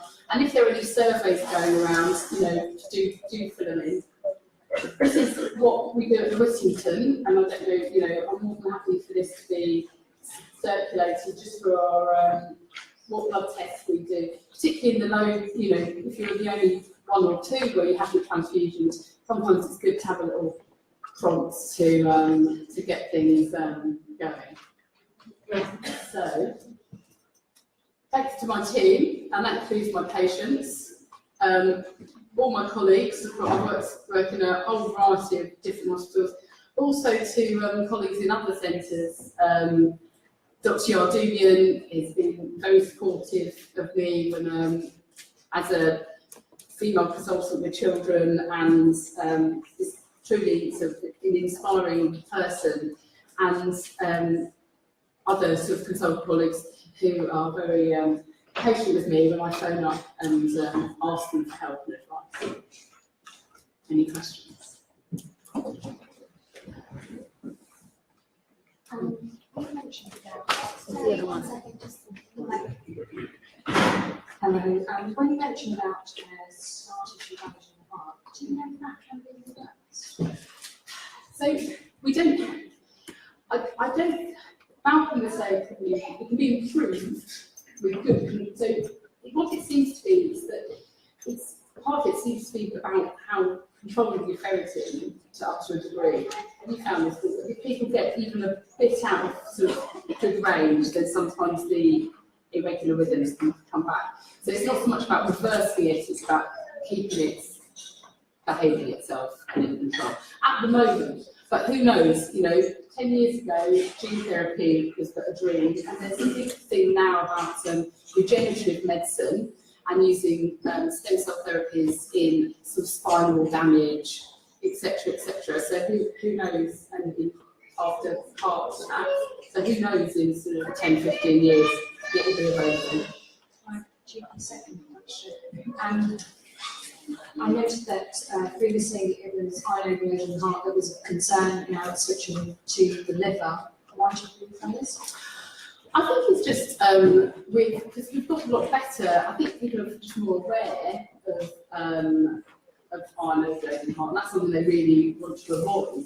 But I think that one of the problems with iron overload is that until it gets to a certain level, you know, no one can see it, and that's a bit of one of the things about thalassemia. You know, bottom line is thalassemia. No one, if you look around this room, you just see a lot of people, you know, sitting in chairs at tables. You don't see ill people, you don't see sick people. And I think this is, you know, so people, and the same with iron overload, you can't see it, so sometimes it's hard to think of it as a concept. Sometimes people don't keep on top of their iron levels.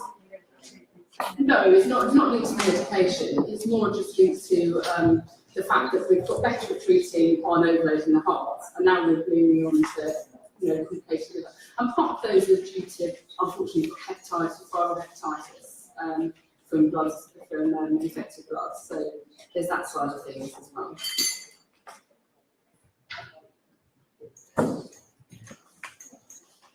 You talked about ovulation induction, which is what I had when I was trying to start family, and it was about 10 years ago, 11 years ago, and I was under the impression that these days thalassemics don't need it because you know because the management of thalassemia has improved so much that they don't have these problems. So. Correct. So I think far fewer people do need ovulation induction, but it depends how good people, you know, how good people's treatment has been, you know, during childhood and adolescence. Because not everyone, all our patients are born necessarily in the UK either. Some people come from areas where perhaps their control they haven't had the availability of medications, and so it's, I'd say, how many of your it's only, I think, of one person who's needed ovulation induction since I started recently. So it's not that common, but it still is something that we think about whether it might be required. Okay, one more.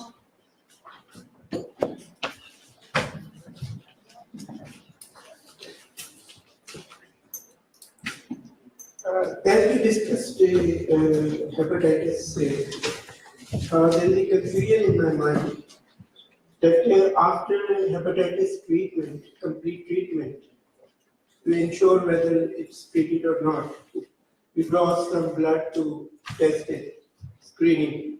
If that particular certain amount of blood is virus-free, does it mean that the whole body's blood is virus-free? Yes. Virus-free? Yes. So that's. Is there any other procedure? So that's looking for something. What we do at Whittington is we look for hepatitis C RNA levels. So that's the actual genetic material that's produced, by the virus. That's a really sensitive method and specific method of looking for the virus. So that's basically, if that's negative, then there isn't any virus in the body.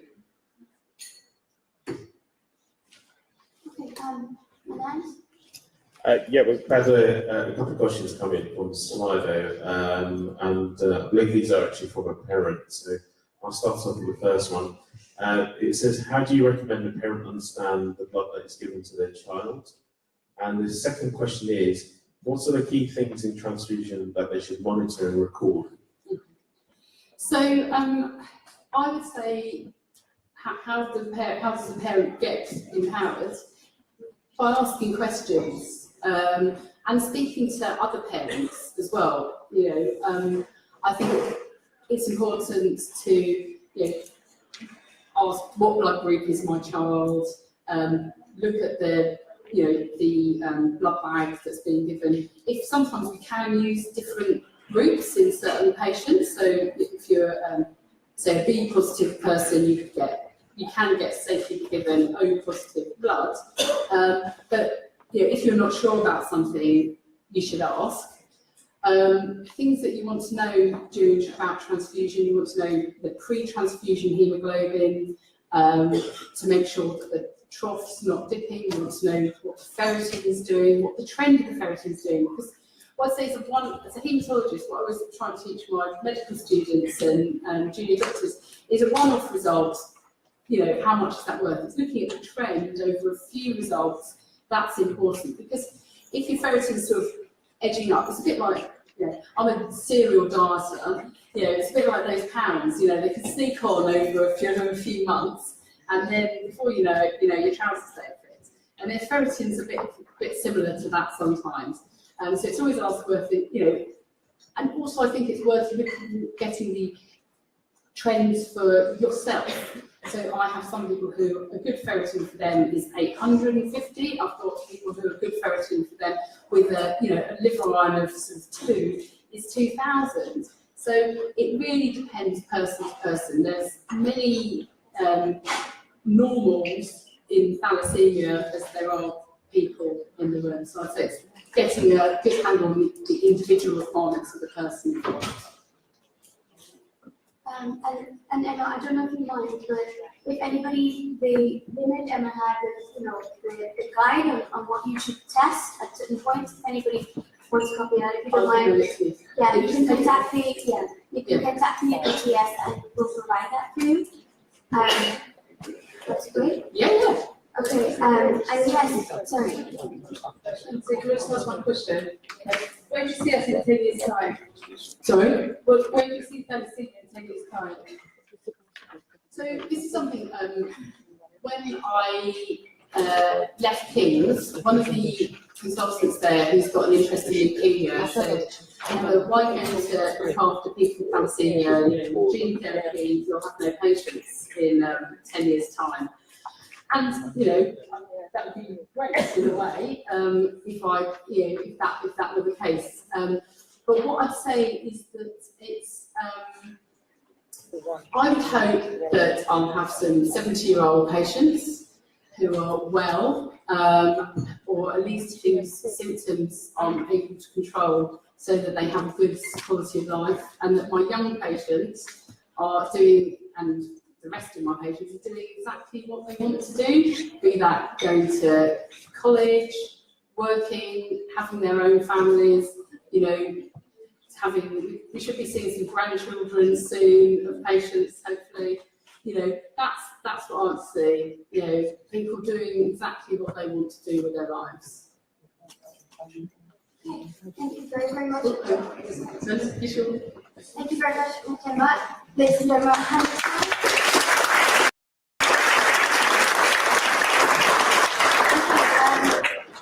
so the next part of the program are the personal experiences by some patients.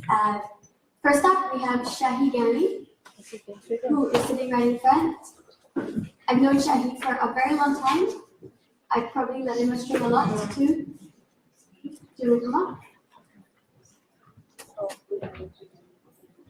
In the meantime, Nabil and Muhammad Abbas, can you guys come in front, please?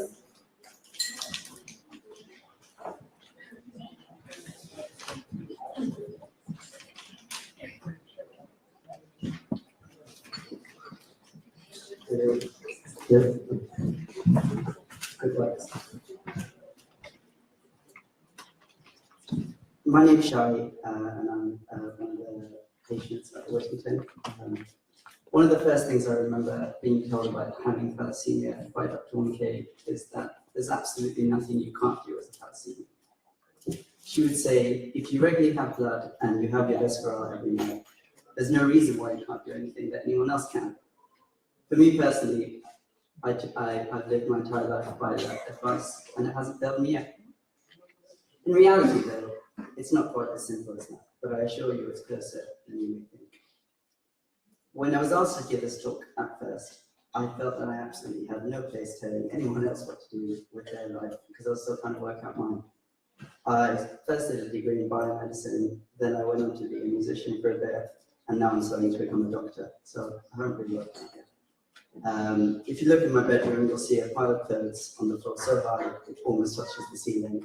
My kitchen is full of, my kitchen sink's full of plates, and my fridge is full of expired milk. I'm 25, what do you expect? One thing you definitely won't see in my room, however, is a medicine cabinet full of X-ray, which I haven't taken, or a calendar full of missed appointments. I like doing stuff, and the only way I can get that done is by having blood.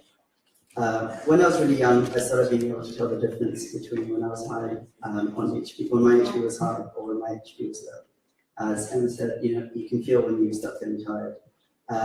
When I was high, I could skip up the stairs to my classroom, and it took no effort at all. And when I was low, it felt like the stairs was never ending. Every month, I felt like I was myself for only about the first week and a half, and then the second part of the month, I'd feel like I wasn't myself. I couldn't do the things that I wanted to do, or so I believed. There's a difference between what you think you can and can't do and what you actually can't do. And I'll give you an example of this. When I was 10 years old in school, I was chosen to represent my school in a swimming competition. The day before I had my race, I'd gone for a cross match, but I didn't know my HP. I took place in the race, and I came first out of all the schools I competed against. The next day, I found out what my HP was, and it was 9.1, which for me is really low because I normally get that around 10. So, you could think, I'm certain that if I'd known my HP before I took part in the race, I'd have felt like I was starting off at a disadvantage, and I probably would have scared myself out of winning the race. The lesson I learned here is to always challenge yourself and never accept that you can't do something before giving it everything you've got. Don't let thalassemia be the reason why you can't do something. Be the person who achieves something in spite of it. After that race, I got hooked. I wanted to test the limit. I really wanted to see how correct Dr. Wonke was. Was it really true that if I take my medicine and have my blood regularly, that I could do everything that everyone else does? Much to the dismay of my mother, this was the beginning of a long journey of me trying out various different sports. In school, I played cricket, football, and even a bit of rugby. In the winter holidays, I would go on school trips, ski trips, and every summer I would go back to the Maldives and do water skiing, windsurfing, and wakeboarding. I even joined the Army Cadets for a while. Now, at the age of 25, I've had a fractured back, 2 screws in my foot, stitches in my skull, a few scars on my elbows and knees. I think I've got as far close to my limit as my body will let me, and I'm still yet to find one thing that I can't do because I have thalassemia. I've been extremely lucky.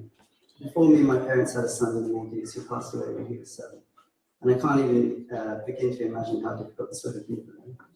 When they found out I had thalassemia, they moved to the UK, and I've been here ever since. My mom made cross matches, Desperado, and having blood as part of my routine, as much so as brushing my teeth or anything else. Do the same thing. Make your medicine, your transfusions, and your chelation as much part of your life as brushing your teeth. The older I get, the more transfusion days actually start feeling like a bit of a holiday. I've got so much work on, and there's no time, any other time in your life where you absolutely are where you need to be. Your health takes priority. There are no words to describe how thankful I am for my mom's strength and courage. She let me try the things I wanted to do, even when they terrified her.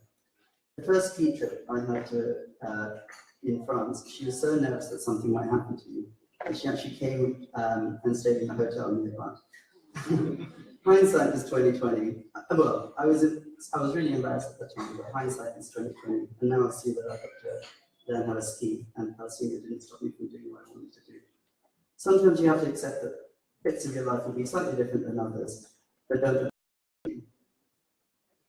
Another time I came in for a cross match with my mum to the Whittington. I remember this very well. I was really grumpy because she had said that as a 12-year-old who had thalassemia, it probably wasn't the best idea to go diving, but I wasn't convinced. I asked Emma, the nurse at the Whittington, convinced my mum, and when that failed, I emailed my to try and convince her. I'd be lying because partly the reason that I'm studying medicine isn't so that I can finally convince her that I can die.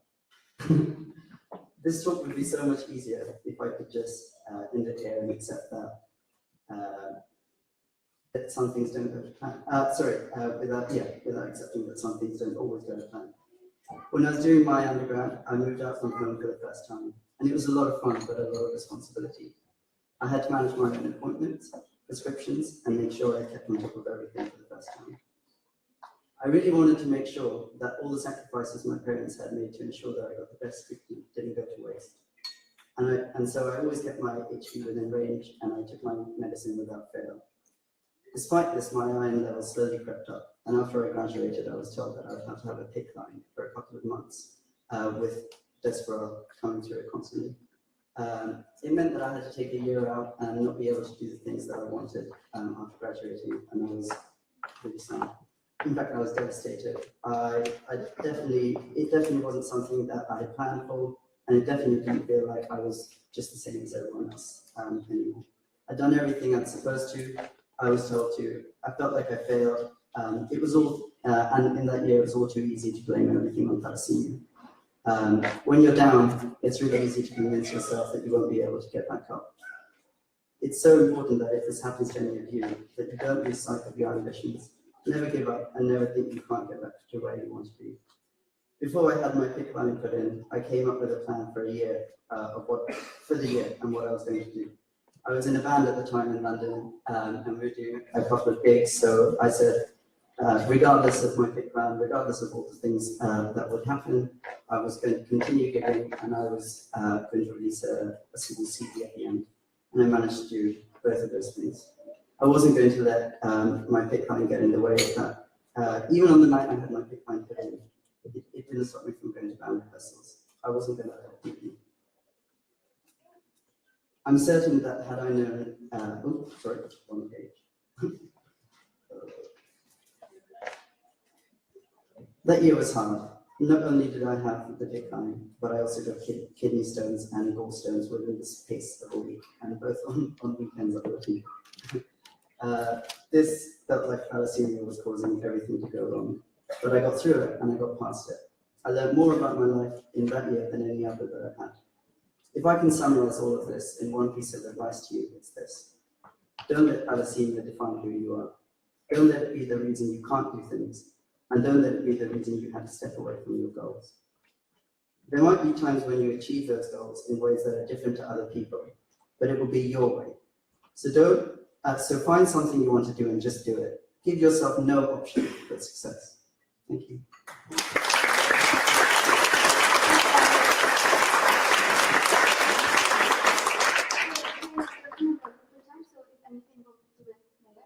I know the catering people are going crazy like that. And I just want to say, hands up to Shaggy's parents. I mean, I'm so sorry.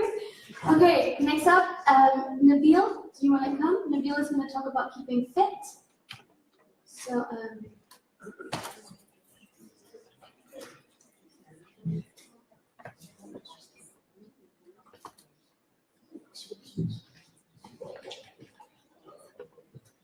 That's what you work.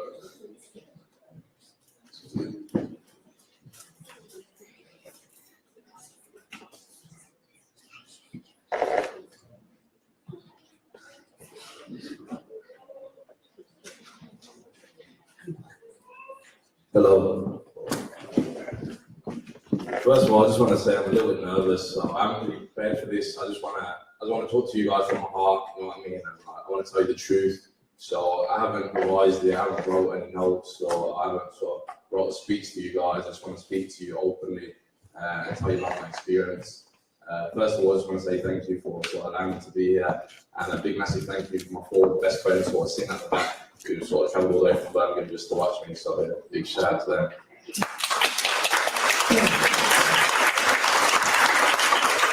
So for those who don't know me, my name is Nabil Javed. I'm 22 years old. I'm a construction manager and I've got thalassemia, but I've never sort of let thalassemia be an obstacle to me. My main reason of being here today is basically to sort of hopefully motivate you guys and showing you that, you know, a thalassemia patient can lead a normal life. So whether your parents out here expecting a child who's going to suffer from thalassemia, or whether you're sort of got a friend who's got thalassemia, or whether your sort of siblings got thalassemia, I just want to let you guys know it's not the end of the world, and sort of, you know, that person or that child is going to have an amazing life. So yeah. So first of all, that's me. I've always been good looking, to be fair. So I was born in Middlesbrough, so it's a small town. I was raised by a sort of single mum who was the most amazing person in my life, and if it wasn't for her, I wouldn't be where I am today. I was one of the first patients of thalassemia, so when I was born, the doctors literally didn't know what thalassemia was. I was almost a guinea pig. So my mom was very upset. She didn't know what was going on. She didn't know what it was. No one knew what it was. Obviously, I was just a baby. But what happened was my mom got into contact somehow with UKTS, Elaine, and sort of from then, my mom's never lost contact with Elaine, and you know, she's the reason, I suppose, why my mom's so strong and sort of how she is today, because of Elaine and the support that UKTS gave to my mom.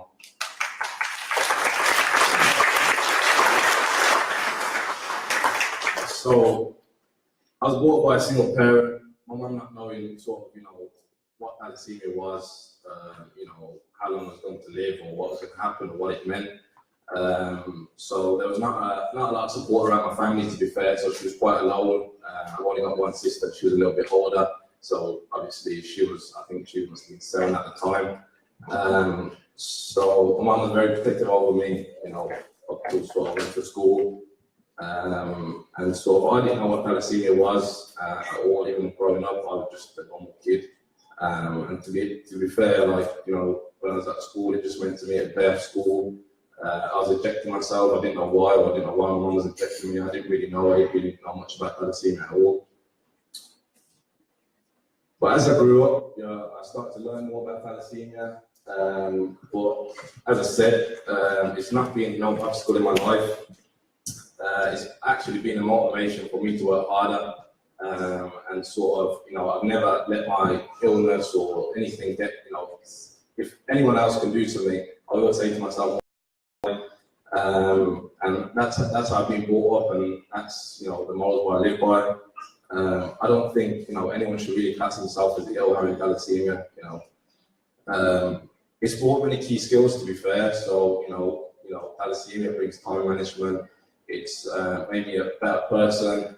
If someone went back and said to me, listen, would you take thalassemia away from you and would you be normal? I'd say, no, I'm happy the way I am. Because it's humbled me as a person. You know, it's given me a purpose to life. And also it makes me, you know, aware of, you know, different situations that we've gone through as patients and what my mom's gone through. And it's also been a learning experience. So, you know, if someone said to me, look, I'll take thalassemia off you today, I'd say, no, I'm fine the way I am. There's a lot of people worse out there than me. You know, there's some people that don't have any legs. Some people can't walk. Some people got brain damage. You know, there's far worse people out there than, you know, having to go to the hospital, having some blood transfusion, having some collation. You know, it's something that we can deal with and manage. And that's sort of what I grew up thinking with that mindset. So working with that, as I said, I'm a qualified construction manager. I work around sort of 50 hours a week. I'm on site 7:30 in the morning, sometimes 7 in the morning. I don't get home till about 7 o'clock.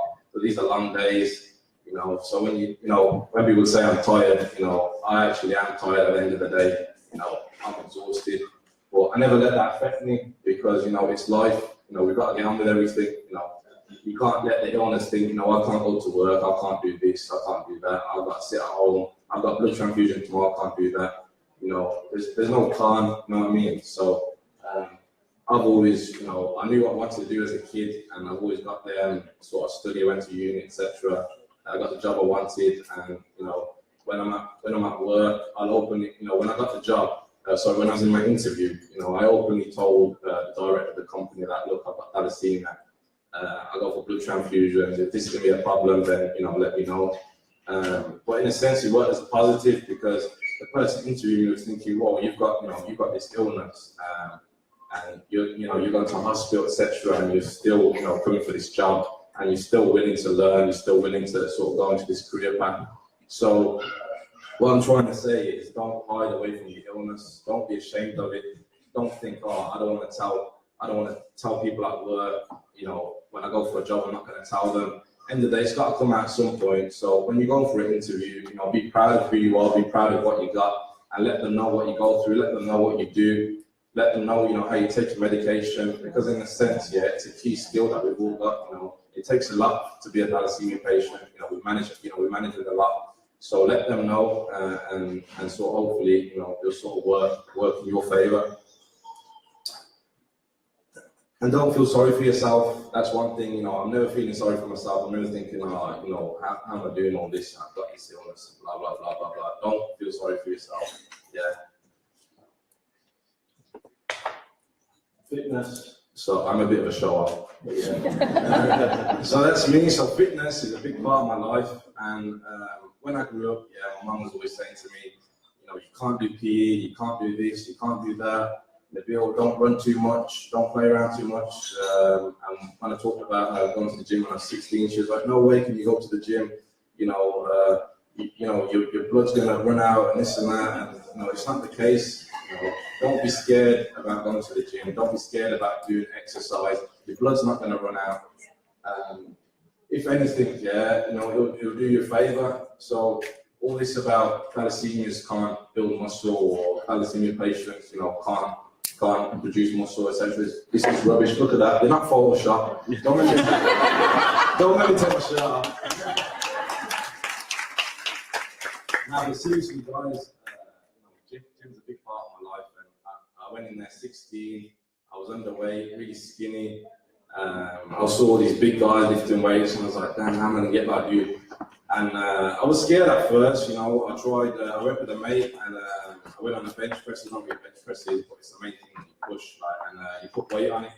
And he said, how much should I put on there? And I was like, oh, I just put like 10 kg. I've never been gym before. And he was like, yeah, okay. I tried pushing the bar off the thing, and I couldn't push it. It wasn't going anywhere, and I was like, shit, man, like everyone's looking at me. Everyone's looking at me, and I'm looking a bit stupid.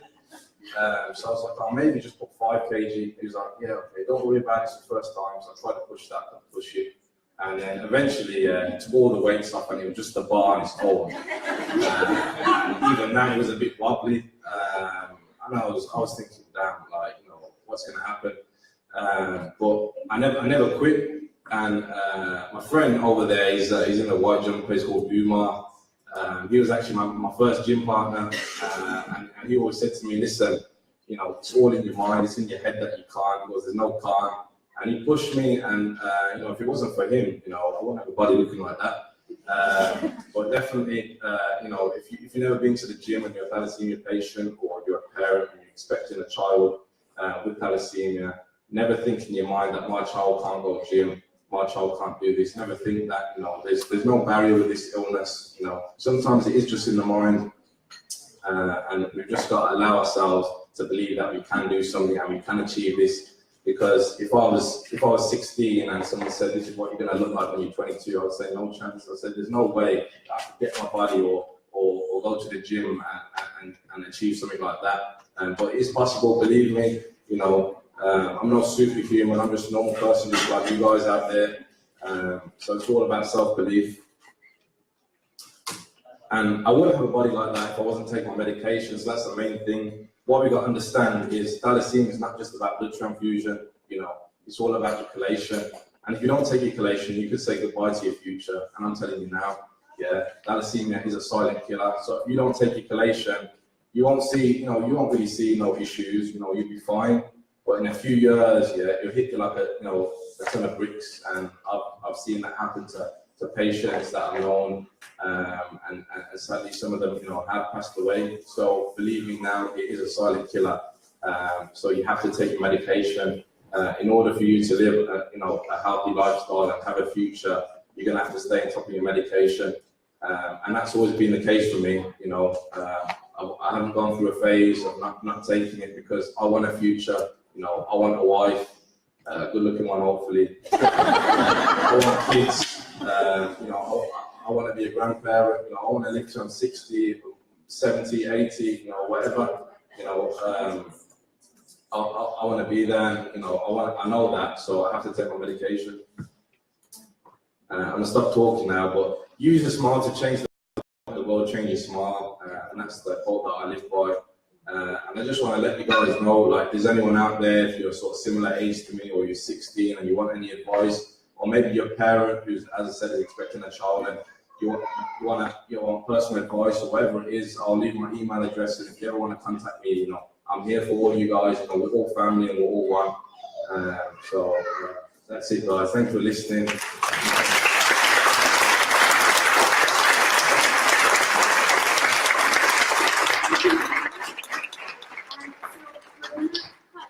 The morning session off now because we are running late. So we'll have the other story after lunch. So just a few things I'm going to explain. So the afternoon session, we're having discussion groups after. You're going to be possibly keeping it, so you can speak to each one of them later on. Also, I just want to I want to acknowledge one of our guests. His name is Steve Hitchens, and he is the chair for Whittington Hospital. So, Steve, thank you for coming. We really appreciate you being here. Yes, so the full lunch is going to be served now. We're going to be back because we are running a little bit late. So please be back. You have 45 minutes. Be back in your seat. So yeah, that's it. Thank you very much to all the speakers. We are very grateful for you guys being here.